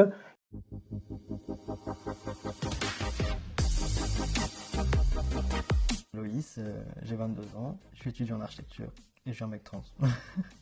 Actuellement, je ressemble à ce que j'ai envie d'être et je pense que ça m'aide aussi à être épanoui et à être mieux aussi avec les gens autour de moi. Pendant longtemps, en fait, j'ai essayé de me mettre dans le moule et pas avoir de problème, même par rapport à ma transition ou quoi. Ou de pas dire de choses qui pourraient... Enfin, en fait, de toujours aller dans le sens des gens, mais en fait, c'était pas forcément pas toujours bien pour ma santé mentale au final. Déjà, j'ai été bien entouré par mes amis. Beaucoup qui n'étaient pas forcément renseignés, qui ont été plutôt qui ont été très bienveillants, en fait, et ça m'a beaucoup aidé à surmonter toutes les épreuves et tout. Je pense que tout le monde est parfait ou non à sa manière. Comme ça, il n'y a pas juste une seule masculinité et il faut en prendre en compte que chacun perçoit la masculinité par rapport à son vécu. Enfin, on est qui on est, puis voilà, il n'y a pas besoin de validation, comme on disait. Genre, pendant hyper longtemps, je me trouvais horrible. Genre, juste le fait de me dire que je m'aime bien comme je suis, en me regardant dans le miroir, c'est hyper satisfaisant et ça... Mais là, c'est que depuis récemment que j'ai ma micro-moustache. Du coup, quand j'ai acheté mon premier rasoir et tout, c'était quand même assez satisfaisant de me dire que j'allais me raser. Mais c'était un peu bizarre. Je sais pas, ça m'a donné un peu confiance en moi aussi.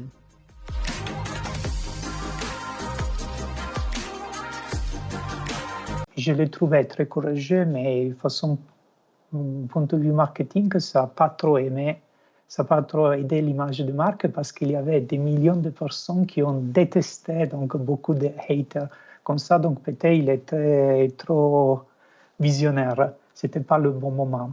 Mais ils ont continué à montrer des hommes mecs aux États-Unis, mais aussi en France. La dernière campagne, je pense octobre-novembre, de Gillette France, c'était pas une campagne globale, c'était que Gillette France. Ils ont montré des hommes de tout genre, donc il y a des hommes gays, il y a aussi des hommes trans, donc je le trouvais nickel, mais si vous allez lire les commentaires, il y a ceux qui ont détesté et pas seulement ceux qui ont aimé. Donc c'est aussi ça la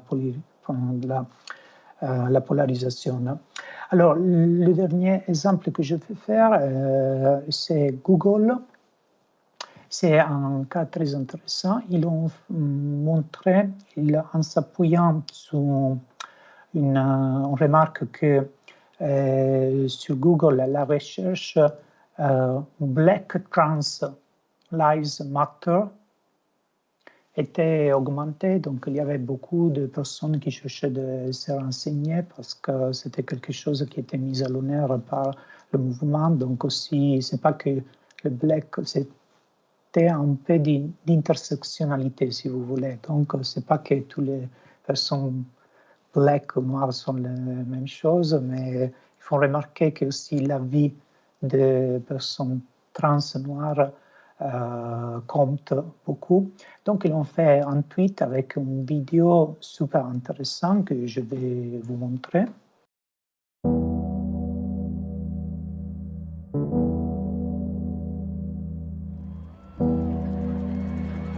We have lost a lot of folks, haven't we? We have been told to be silent for too long. Just want my piece of the American pie. The oppression that we are going through is connected to everything else. When we talk about poverty and housing, the American Medical Association's declared the killings an epidemic. Let me tell you something. Black trans women are dying. Our lives matter. I am tired. I am so tired. Each of us have a place in stopping what happens. It's important for people to know that we are here, that we're loved, and we are just like everybody else.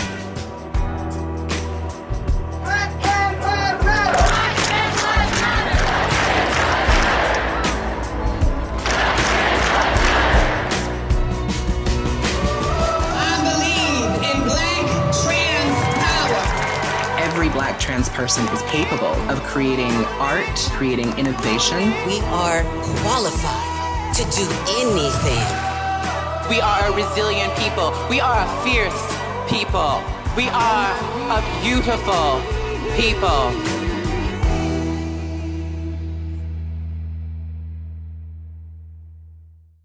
Et dans ces vidéos-là, on montre pas seulement qu'ils ont fait de la pub, mais qu'ils l'ont fait en don, donc ils ont donné des moyens financiers à une fondation, c'est la fondation Marsha P. Johnson.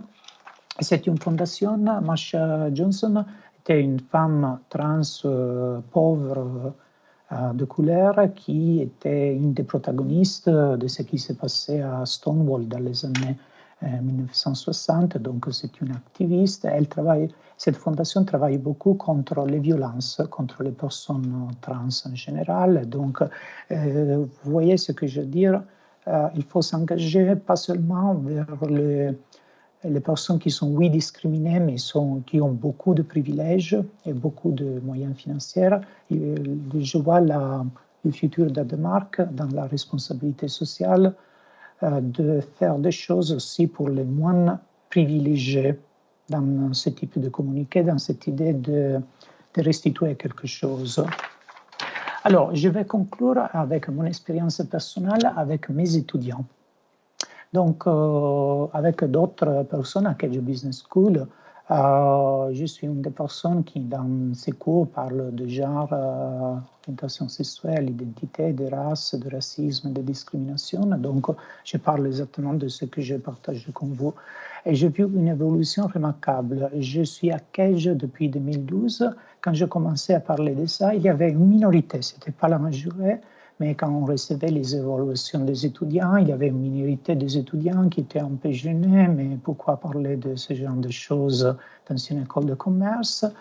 Dans ces dernières années, cela a arrêté totalement. Mes étudiants sont très, très contents parce qu'ils sont déjà sur les réseaux sociaux, ils sont très informés, ils connaissent déjà. Peut-être c'est aussi un effet Netflix de visibilité dans les séries, donc tout le monde connaît quelqu'un, peut-être ils sont même dans cette situation identitaire, et donc ils sont très ravis de pouvoir en parler, et pour eux, ils ne voient pas de connexion entre les autres matières qu'ils vont étudier dans une école de commerce et celle-ci, donc ils sont très, très contents.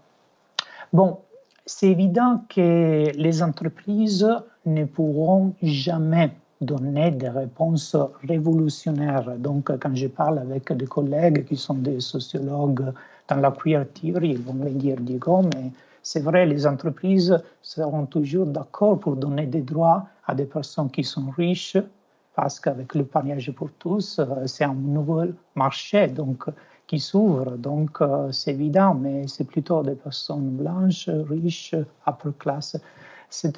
Mais c'est vrai que les entreprises ont un rôle à jouer, donc parfois ils font très peu, parfois ils font mal, parfois ils font des erreurs, mais c'est vrai que ce n'est pas seulement les entreprises, c'est l'État, ce sont les instances supranationales comme l'Union européenne ou les Nations unies qui doivent faire bouger les choses. Ce sont aussi tout le monde de l'économie sociale et solidaire, c'est aussi les organisations sans but de lucre, donc les associations engagées dans ces domaines-là. Mais parfois, dans les associations, on voit les entreprises comme l'ennemi parce qu'elles sont capitalistes, parce qu'elles sont dans le capitalisme, parce qu'ils sont dans l'exploitation de corps de femmes, des identités marginalisées, etc. Mais je vais dire, si je regarde mes étudiants qui, dans des années, ils seront dans les positions de pouvoir, je pense qu'il ne faut pas non plus stigmatiser les entreprises parce qu'il y a des personnes, des hommes, des femmes, des personnes non binaires aussi là qui, au moment donné, pourront faire des choses parce que les entreprises ont des ressources financières, mais pas seulement, ils ont des compétences, donc créer des synergies, peut-être c'est une utopie, mais c'est vraiment des choses que je vois arriver dans le futur, et si je vois mes étudiants d'aujourd'hui, j'ai beaucoup d'espoir. Et je vais terminer avec ça. Merci. Merci Diego. J'ai une question qui est sûrement très générationnelle, d'une génération qui est la mienne, qui fait difficilement confiance aux marques et qui fait difficilement confiance à leur discours. est-ce qu'une marque peut vraiment se targuer, se vanter d'être activiste, d'être militante? Alors j'entends que ce n'est pas que du marketing, comme tu le disais, mais où est le curseur? Jusqu'à quel point elle peut pousser l'activisme et à quel moment elle est rattrapée par des enjeux qui sont peut-être commerciaux ou marketing, comme tu en parlais? Alors, c'est une très belle question. Alors, je vais dire que je vais faire la distinction entre deux marques, parce qu'aussi dans les marques, il y a des questions générationnelles. C'est vrai qu'il y a des marques qui existent depuis longtemps. Donc, alors les marques sont des organisations, sont des entreprises, et les entreprises sont très complexes. Parce que pour prendre une décision, il faut trouver un compromis entre des instances qui sont très différentes parfois, et parfois on bloque tout, on ne fait rien, on perd des années à discuter, donc c'est aussi ça. C'est vrai que les marques, disons, anciennes, mais ce sont la plupart des marques, donc ce sont les leaders de marché d'aujourd'hui, ils vont faire quelque chose, mais pas trop. Le sens de ce que je venais de dire, c'est déjà ce qu'ils peuvent faire, c'est déjà quelque chose. Donc je dirais qu'il ne faut pas être trop ambitieux. Les marques déjà pourraient faire plus en restant dans une logique gagnant-gagnant. Je fais quelque chose qui est bien pour la communauté. Je fais quelque chose qui est aussi bien pour ma partie de marché, pour mes revenus, qui est aussi bien pour mon image de marque quand même. Déjà l'idée de travailler sur l'image des marques et pas seulement sur des ventes court terme, c'est déjà quelque chose qui permet de faire des choses. Et avec la responsabilité sociale d'entreprise, on peut aller un peu plus loin sans avoir le besoin d'avoir un return on investment, donc à démontrer des résultats financiers dans le court terme. Et celles-là, ce sont les marques. Donc, ils pourraient faire plus et mieux, il faudrait faire davantage, donc c'est pas la fin. Donc je suis optimiste que quand personne de ta génération vont avoir le pouvoir dans les entreprises, ils pourraient faire mieux de ce qu'ils font aujourd'hui. Après, il ne faut pas oublier qu'il y a les marques nouvelles, donc des marques qui sont créées aujourd'hui, par exemple la personne de ta génération, donc ils ne doivent pas changer parce qu'elles sont déjà parties de ces esprits du temps qui est plus inclusif, si tu me permets d'utiliser ce mot, et qui ont des valeurs. Donc, et peut-être dans le futur, ils vont faire des business models qui sont différents des actuels. Donc, il n'y a pas encore de solution sur ça, mais je vois beaucoup de créativité dans ces domaines-là. Et c'est vrai qu'il y a dans des domaines d'économie alternative, il y a des choses, des ferments qui peut-être dans le futur vont devenir des choses. Alors, parfois, je vois un décalage entre les valeurs des jeunes entrepreneurs, des start-upers, ou des personnes qui vont monter des marques, ou même des agences de publicité plus progressistes. Un décalage, et après, ils sont reconduits dans cette logique de retour sur l'investissement, etc. Mais je veux dire que pour moi, les marques ne sont pas forcément des marques qui sont appuyées sur des entreprises qui doivent maximiser des profits, qui sont responsables vers un actionnariat, donc dans une démarche capitaliste. Il y a aussi des mécanismes économiques alternatifs et peut-être ce sont là la bonne direction. Il reste à voir. Et alors, en tant que consommateur, est-ce que tu penses qu'on a raison de chercher à déceler ce pinkwashing dont tu parlais? Si oui, comment est-ce qu'on peut s'y prendre à notre échelle pour comprendre et comprendre les réels engagements d'une marque? Est-ce qu'on a raison de le faire? Est-ce qu'il faut le faire? Ou alors est-ce qu'il faut accepter que malgré tout, in fine, même si c'est que superficiel ou même si c'est que du marketing, cet engagement va faire évoluer la lutte contre les LGBT-phobies? Alors, je pense que la réponse, c'est avoir du sens critique. Parce qu'on est tous, mais je voudrais dire particulièrement les nouvelles générations, les personnes de ton âge, dans cette idée de fake news, où il y a sur les réseaux beaucoup de rumeurs. il y a beaucoup de choses. Par exemple, on le voit pendant la Pride, donc le mois des marches de fierté sur ces sujets-là. Il y a tout et n'importe quoi. Donc, il y a soit les entreprises qui sont vraiment engagées, il y a soit les entreprises qui ne le sont pas vraiment, mais tout le monde va faire quelque chose. Et le problème, c'est que dans la superficialité, je ne veux pas dire que les personnes jeunes sont superficielles, mais qu'on est beaucoup stimulé, donc on n'a pas le temps pour aller en profondeur sur toutes les questions dont on est stimulé. Donc, il faudrait prendre le temps pour aller un peu plus loin et aller au-delà de la pub et voir qu'est-ce qui se passe en termes de ressources humaines et aller voir qu'est-ce qui se passe en termes de responsabilité sociale d'entreprise. Donc, quand je le fais, parce que tu le sais, quand je donne des projets pour mes étudiants, je suis toujours étonné parce que la première fois qu'ils montrent quelque chose, ils ne sont pas vraiment capables de faire une différence entre les entreprises qui communiquent, qui sont engagées sans rien faire, et les entreprises qui le sont vraiment. Donc, je constate un manque de sens critique qu'il me faut beaucoup de temps pour démonter, pour convaincre mes étudiants de consacrer l'attention pour un projet à l'école. Donc, ce n'est pas en tant que consommateur, mais je suis vraiment étonné par la difficulté à aller au-delà de la façade et les grandes entreprises. Ils payent des personnes qui sont très métiers de faire semblant qu'une très petite chose qui ne va rien changer, c'est révolutionnaire. Donc, et je pense que ce n'est pas seulement pour les questions LGBTQ+, c'est plus en général, c'est d'où vient la nourriture qu'on mange, c'est beaucoup plus comment sont faits les produits, les vêtements qu'on habille, c'est en général quelle est l'entreprise où je vais postuler parce que je vais travailler entre. Je veux ce manque de sens critique, je pense que c'est là qu'il faut acquérir. Aujourd'hui, si on cherche, on trouve tout.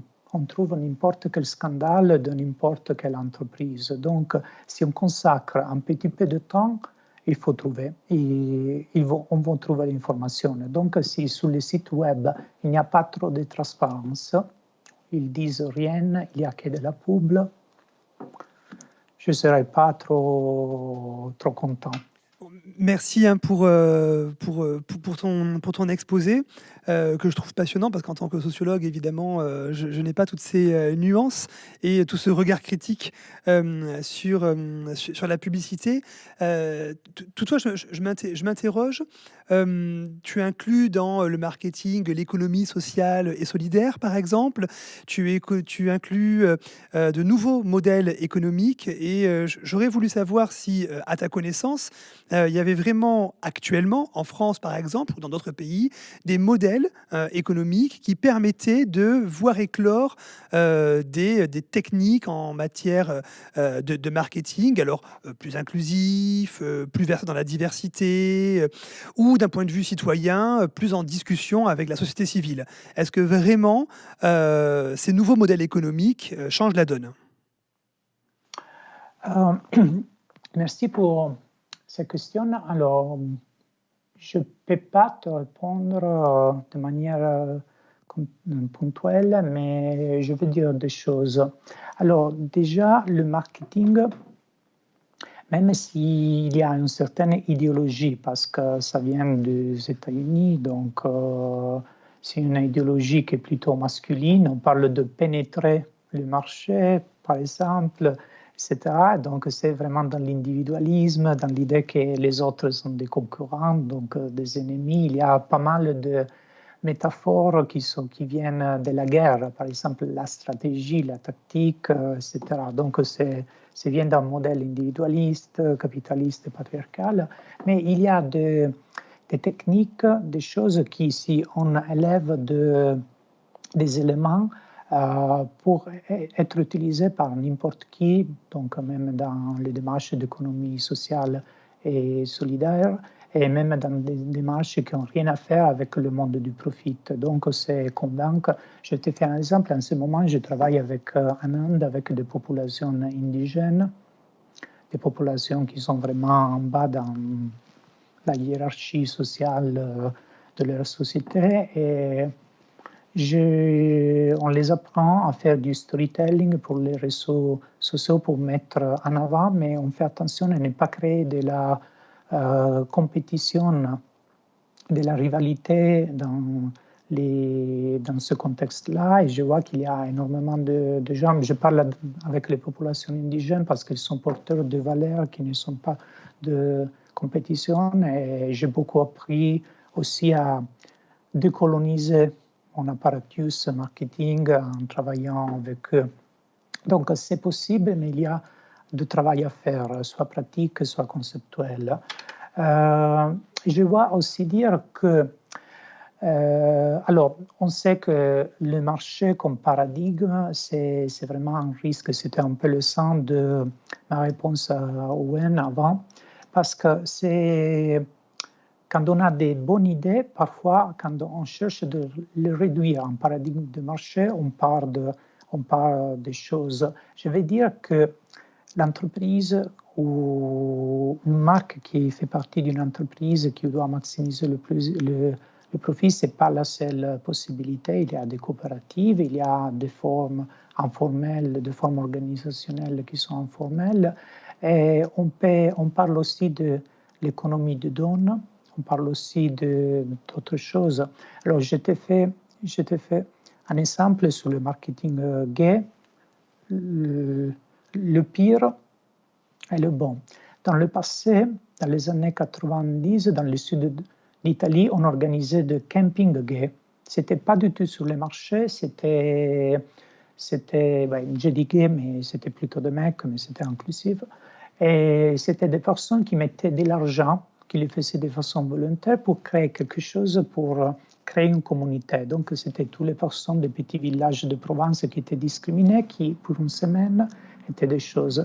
Et aujourd'hui, c'est la croisière de luxe où il faut payer énormément, où on reproduit le mécanisme de statut, de compétition, etc., qui c'est quelque chose de terrible. Donc, il y a le pire, il y a le bon, donc de toute façon, de rester clair. Après, je ne peux pas te faire des exemples mais concrets, parce que c'est beaucoup de choses à réinventer, mais c'est possible. Et je pense que dans les contextes un peu plus queer, ça existe quelque chose. Je te fais en France, il y a l'exemple, je ne sais pas si tu connais les Radical Fairies, les fées radicales qui ont un sanctuaire en France qui s'appelle Voltaire. Et là, c'est un mécanisme inclusif parce qu'on va payer de l'argent, mais pour être là, pour passer une semaine là, mais personne ne peut payer ce qu'il veut, même rien. Donc, il faut qu'ils payent les coûts, qu'ils font des interventions de manutention, etc.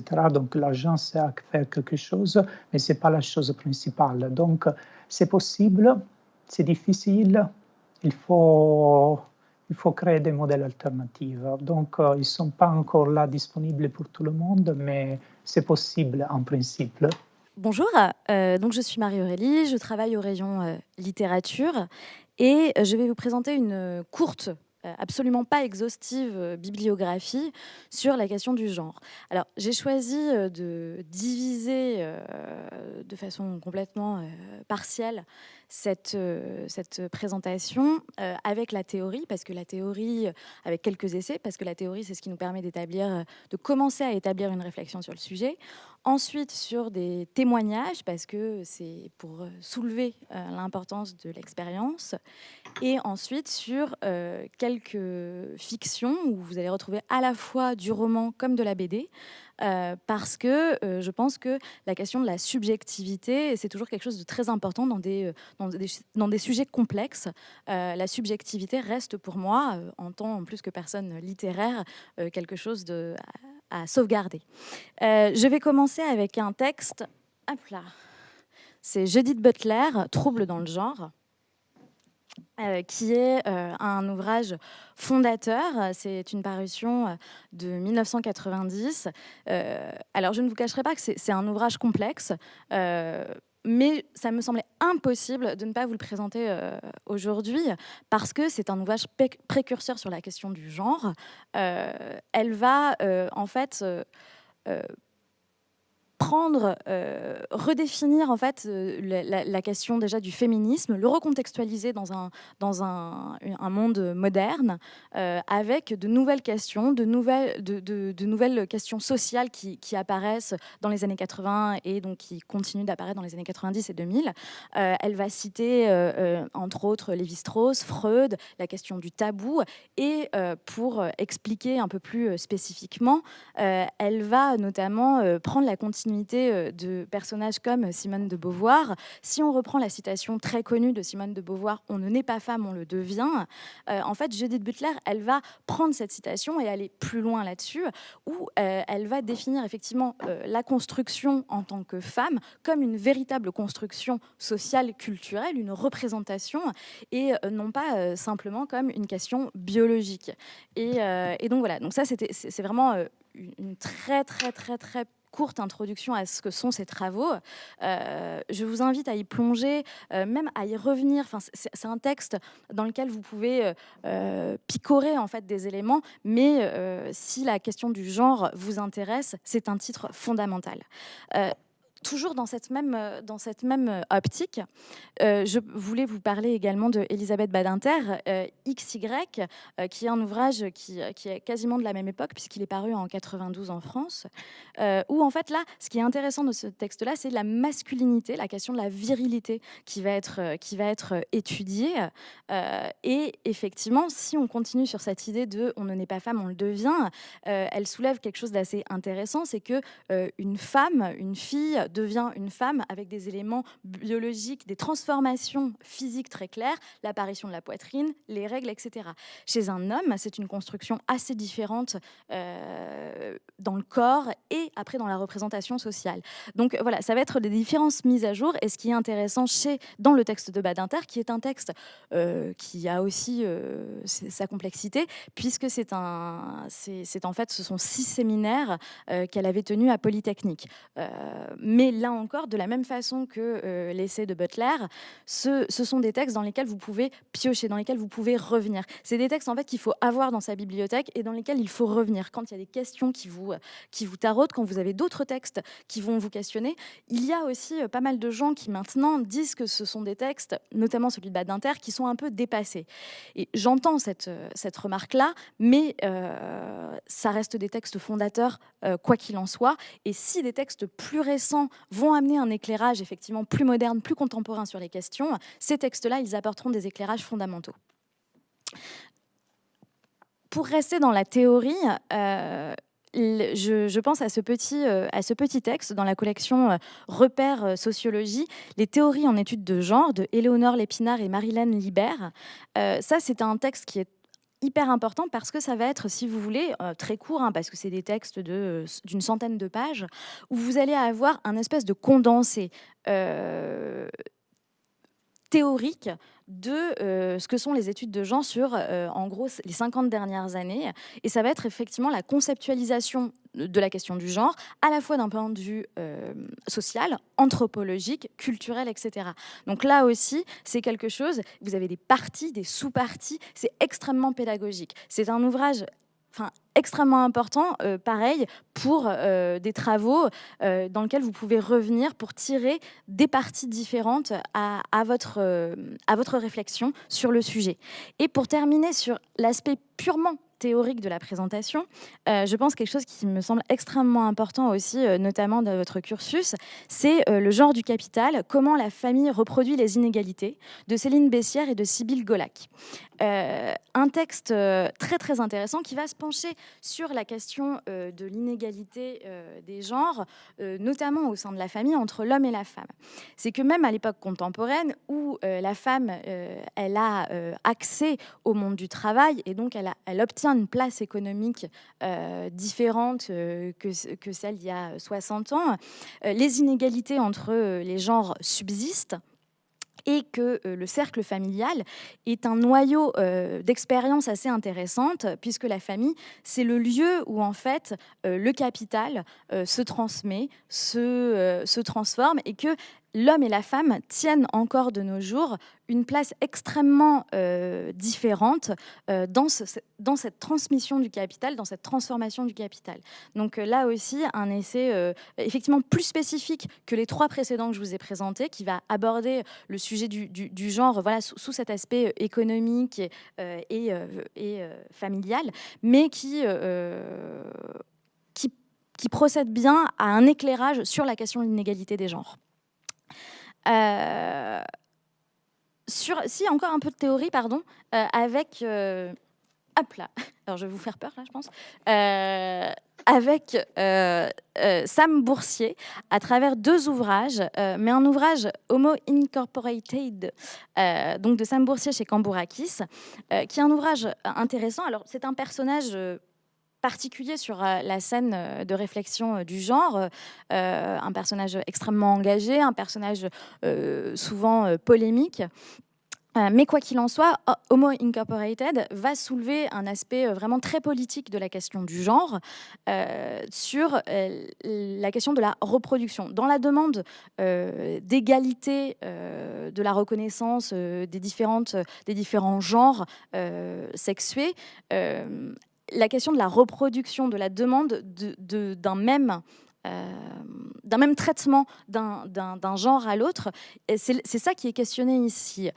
Sur effectivement, au-delà d'une demande d'égalité, il est demandé aussi une justice sociale et une position économique qui serait peut-être non pas égale, mais celle adaptée en fait aux différents genres. Donc voilà, donc c'est je pense un éclairage aussi assez intéressant, même si la forme que parfois peut donner Sam Boursier est un peu particulière. Toujours en ce qui le concerne, vous avez cette trilogie, donc c'est là où je pense que je vous fais un petit peu peur, qui s'intitule donc Queer Zone, qui regroupe différents textes de Boursier, toujours sur le sujet. Là, c'est vraiment pour ceux qui veulent aller loin sur la découverte de ces questions-là.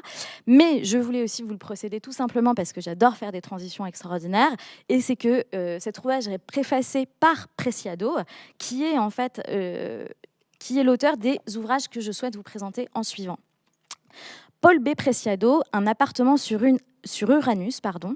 Paul Preciado, c'est un personnage extrêmement important dans la scène contemporaine de la réflexion sur le genre.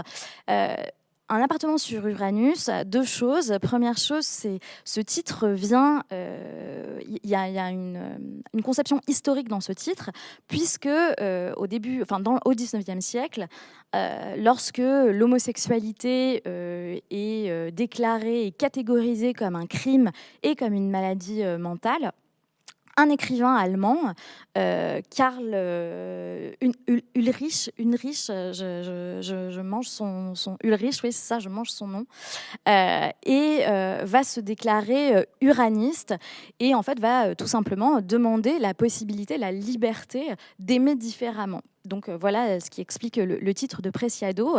Et l'autre chose importante, c'est que en fait cet ouvrage-là, c'est un recueil de chroniques que Preciado a tenu dans Libération, et il a commencé ces chroniques sous le nom de Béatrice, puis après il a fini ses chroniques sous le nom de Paul.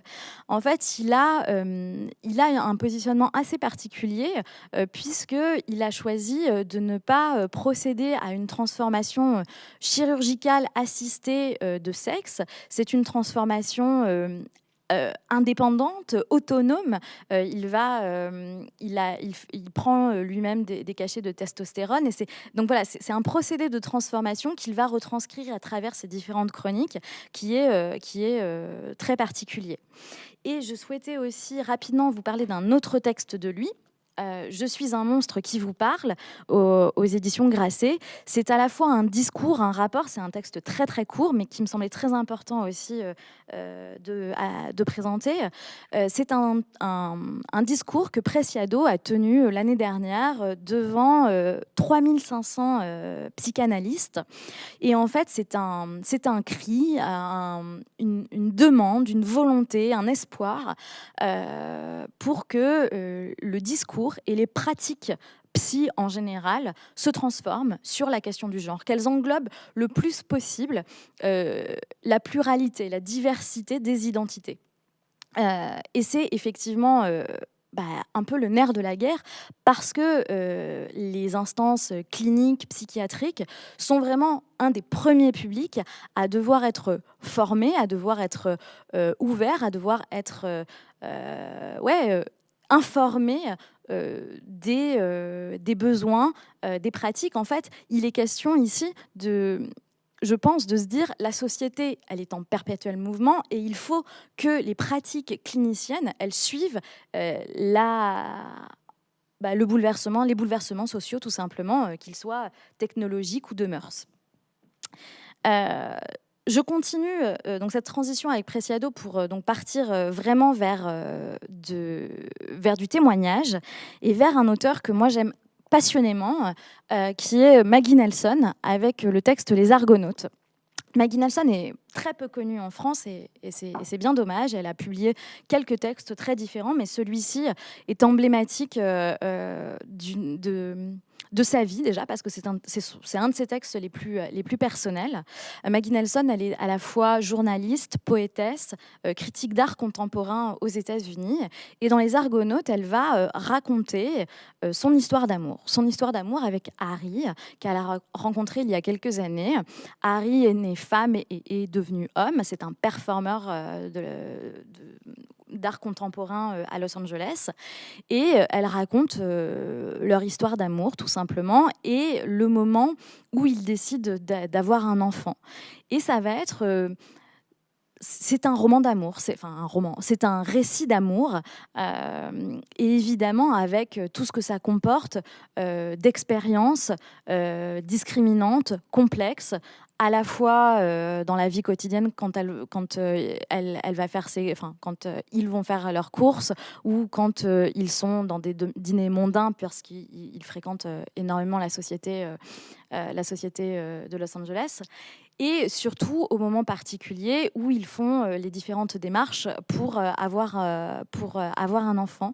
Et elle va raconter la naissance de leur fils. Voilà, c'est un texte magnifique. Ce qui est très intéressant dans ce texte-là, c'est aussi la langue. C'est un texte très beau, très poétique.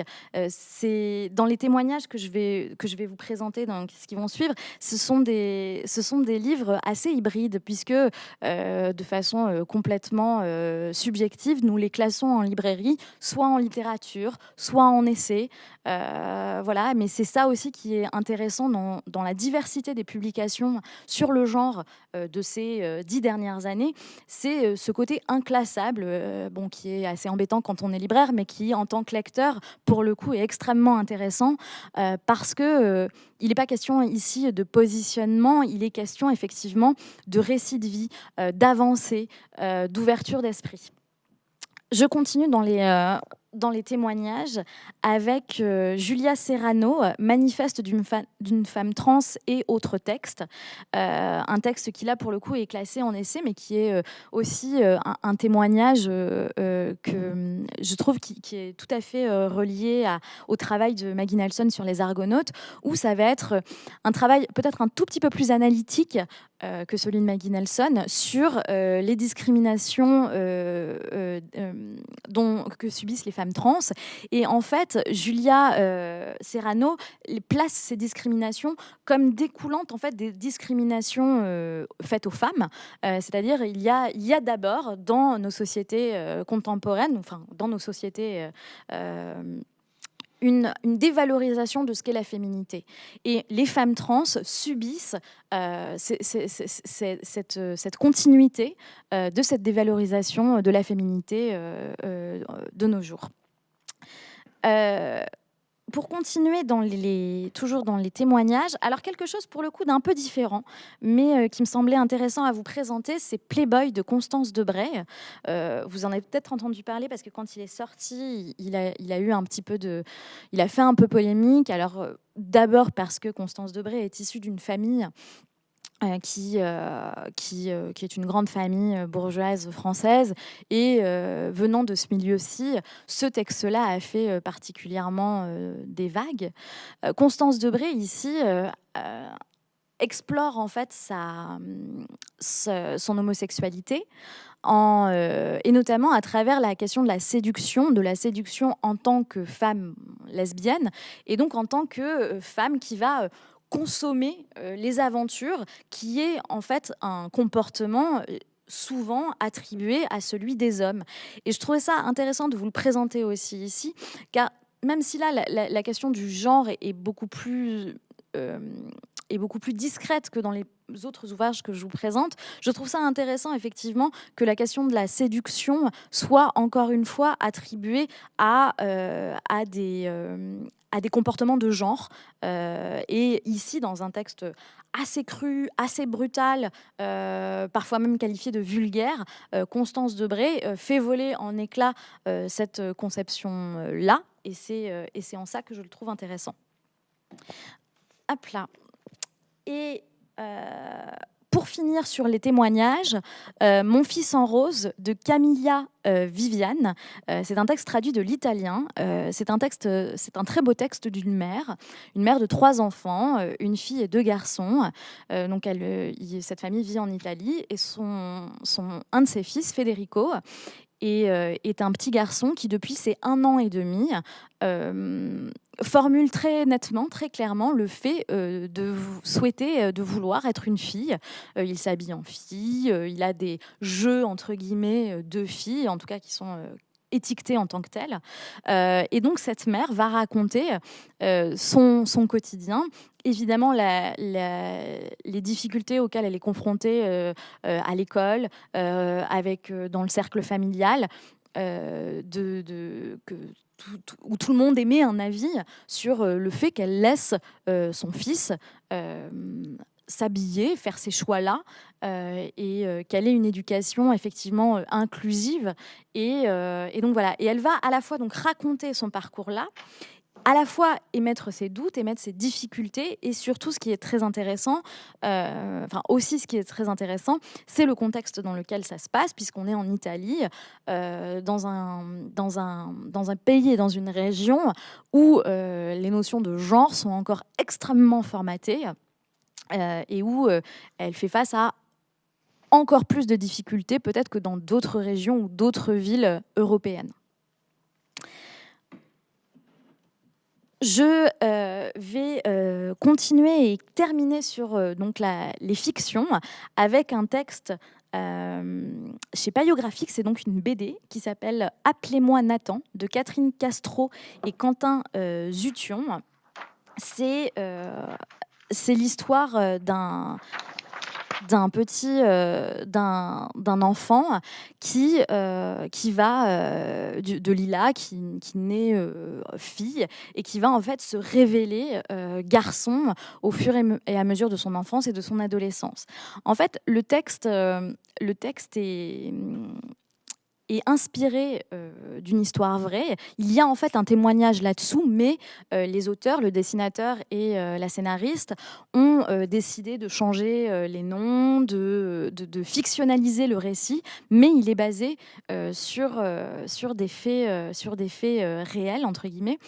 Ce qui est intéressant aussi, c'est que en faisant quelques recherches, je me suis rendu compte que ce texte avait posé problème sur Internet, notamment parce que le dessinateur a été accusé, alors accusé est un bien grand mot, mais de dessins un peu violents, notamment dans la transformation du corps, puisqu'il y a un moment dans la vie de Nathan, donc de Lila devenue Nathan, le moment de la transformation biologique, physique, chirurgicale, etc. Et avant ça, le moment du rejet du corps féminin, du rejet de son identité, de qui il ne sait pas encore être. Et les dessins ont posé, entre guillemets, problème à certains internautes. Et donc c'est aussi intéressant de voir à quel point le sujet, les dessins, l'image, en plus du texte, peuvent vraiment encore être sujet à controverse. Et je continue sur l'image et le dessin avec Dragman, qui vient d'être récompensé à Angoulême, là, il y a quelques semaines, de Stephen Appleby. Un texte génial, réellement génial. Alors, après, en plus, ce sont des dessins de presse, ce qu'on n'a pas l'habitude de voir en BD, mais que moi, personnellement, j'aime beaucoup. Et l'histoire est géniale. Pourquoi ? Parce que c'est un vrai roman de super-héros. Dragman, c'est le premier super-héros drag queen de l'histoire du monde, je pense. Dragman, c'est un peu aussi Stephen Appleby, l'auteur, puisque Stephen Appleby est donc un dessinateur anglais qui se transforme, enfin qui se drague, merci, qui se drague depuis des années et des années. Et donc, évidemment, Dragman est un peu une part de lui.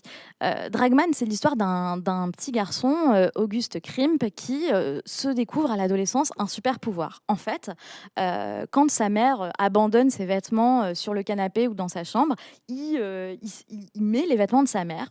Et au moment où il s'habille en femme, il se rend compte qu'il peut voler. Et donc, il va devenir un super-héros à son adolescence jusqu'à l'âge adulte, jusqu'à même intégrer une ligue des justiciers. Alors, pas pour longtemps, parce qu'en fait, il va se faire virer de la ligue des justiciers parce qu'il est drague.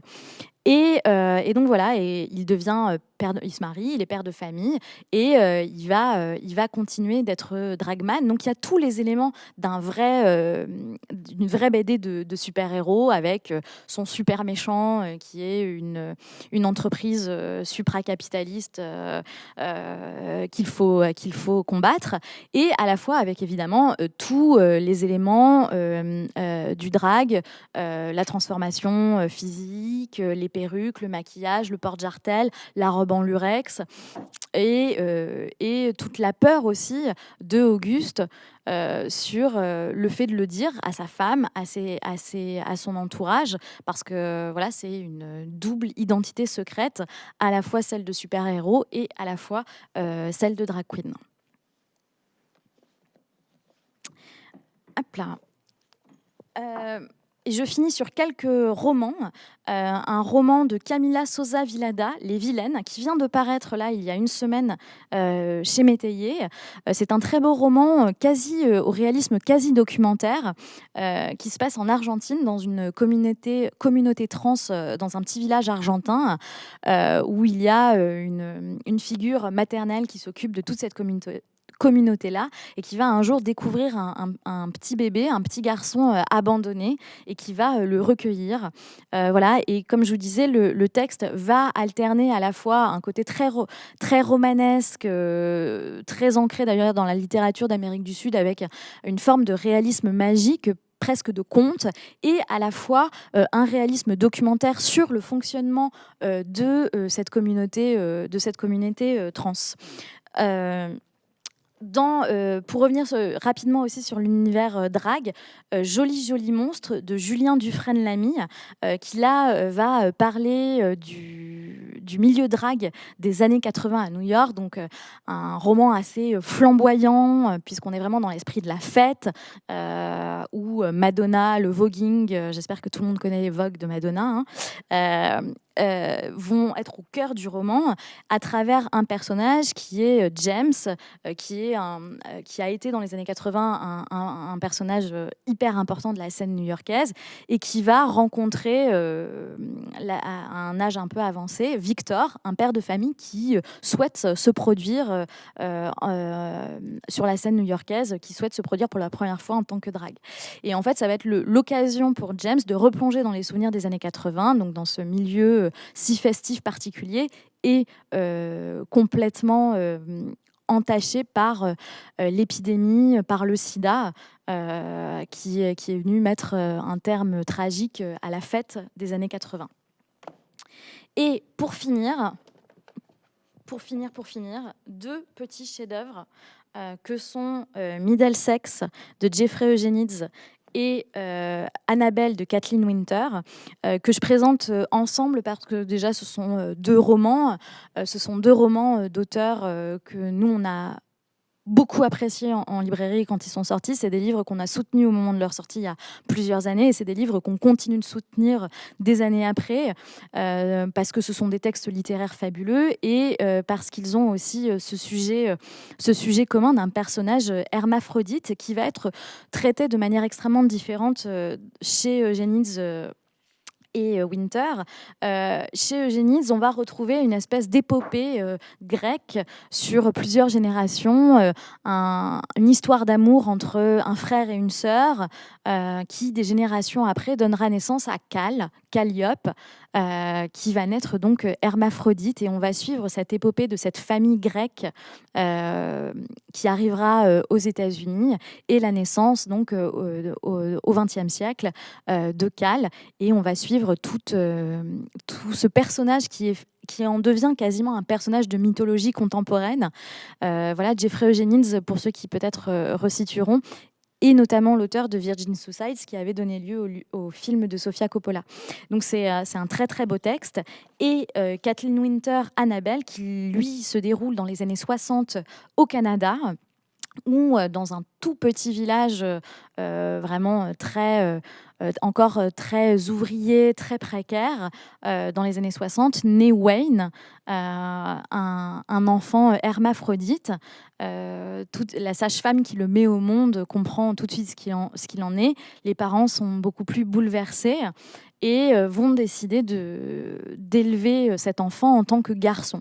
Mais très rapidement, dès sa petite enfance, l'élément féminin dans la vie de Wayne va ressurgir, et ça va être comment la relation déjà de cet enfant à son identité plurielle, et la relation avec ses parents sur les années et l'évolution, puisqu'on va suivre donc cet enfant de sa naissance jusqu'à l'âge adulte, jusqu'à ses 20 ans à peu près. Et c'est un très très beau livre sur la famille, sur l'acceptation et sur l'amour filial aussi. Voilà, je finis donc cette présentation sur le genre, et n'hésitez pas à venir en librairie. Les libraires pourront vous conseiller encore beaucoup d'autres ouvrages sur le sujet. Merci beaucoup. Non, mais je suis très content d'être là aujourd'hui, d'avoir pu vous écouter, Diego et Arnaud, en tant que diplômés et anciens de l'école, puisque les années Kedge ne sont pas si loin derrière moi, mais j'aurais beaucoup aimé avoir ce genre de conférence quand j'y étais. Je pense que ça aurait beaucoup résonné chez moi et chez beaucoup d'autres étudiants et étudiantes. Voilà, je pense qu'il est nécessaire, quand on parle d'inclusion et de diversité, de parler de racisme, de sexisme, de validisme, de LGBTI-phobie, et de les nommer. Pendant le Black Lives Matter, on a beaucoup dit qu'il ne suffisait pas d'être non raciste, il fallait être antiraciste. Et voilà, il est nécessaire qu'on comprenne toutes et tous qu'on a un rôle à jouer dans tout ça. Et voilà, je pense qu'on est sur la bonne voie avec ce genre de discussion. Donc merci.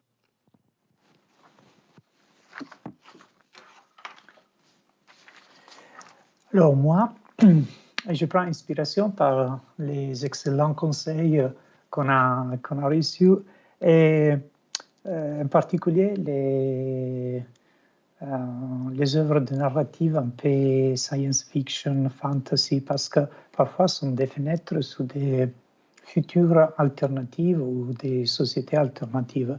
Et je pense que là, on peut avoir des inspirations pour imaginer un futur qui n'est pas là. Peut-être il y a les petits signes, mais il faut les amplifier et il faut beaucoup d'imagination. Ce n'est pas du wishful thinking, mais c'est plutôt vraiment d'imaginer comment faire avec l'existant pour imaginer un futur meilleur. Et alors, je donne des pistes. Alors, il faut faire énormément de choses avec beaucoup de créativité, mais je pense que les marques, de leur côté, pourraient faire mieux et pourraient faire beaucoup plus de ce qu'ils font avant. Mais déjà là, il y a des petits signes, et ce sont des institutions qui sont dans une logique de marché, dans un système qui est capitaliste, qui est inégal, qui discrimine, qui fait beaucoup de choses qui sont mauvaises. Mais quand même si là, ce n'est pas le jardin d'Éden, ce n'est pas le paradis, mais on peut faire mieux. Et je pense que des exemples sont là, des personnes dans des institutions, comme j'espère seront mes étudiants dans le futur, qui vont les changer. Et Owen, je prends inspiration pour ce que tu as dit. Donc, en tant que consommateur, qu'est-ce qu'on peut faire? Et je pense qu'il faut chercher de renseigner et d'être capable de faire une distinction entre ce qui n'est pas vraiment bien, ce qui est de la surface du make-up, et ce qui les entreprises qui déjà font quelque chose de réel, de concret, qui c'est pas du blabla sans aucun effet. Mais par contre, il faut pas être trop critique, particulièrement vers les grandes entreprises, parce qu'il faut considérer que c'est pas possible d'avoir tout et tout de suite. Ce sont des organisations anciennes parfois qui mettent du temps à changer, donc il faut valoriser le changement. On ne peut pas faire tout dans un an parfois, mais voir que chaque année il y a un progrès, c'est déjà très bien. Donc, j'espère que dans le futur, on ne pourra pas dire que c'est que du marketing. Aussi ça, parce que le marketing peut avoir un côté un peu plus lumineux que ça, qu'on voit aujourd'hui. Bon, merci. Alors le mot de la fin, pour le mot de la fin, c'est compliqué. Merci pour notre échange, Diego. Merci beaucoup pour tes questions également. Merci Marie-Aurélie pour ces exemples, pour ces supports, pour la délicatesse aussi avec laquelle tu les as présentés, ton professionnalisme.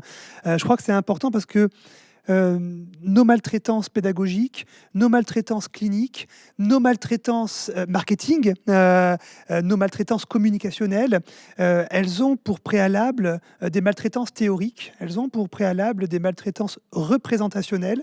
Et je crois que en entrant dans les livres que tu nous as présentés, on va peut-être, ou on a déjà peut-être détricoté ces maltraitances-là, et en espérant aussi que l'échange que nous avons eu participe de ce détricotage. Merci à vous.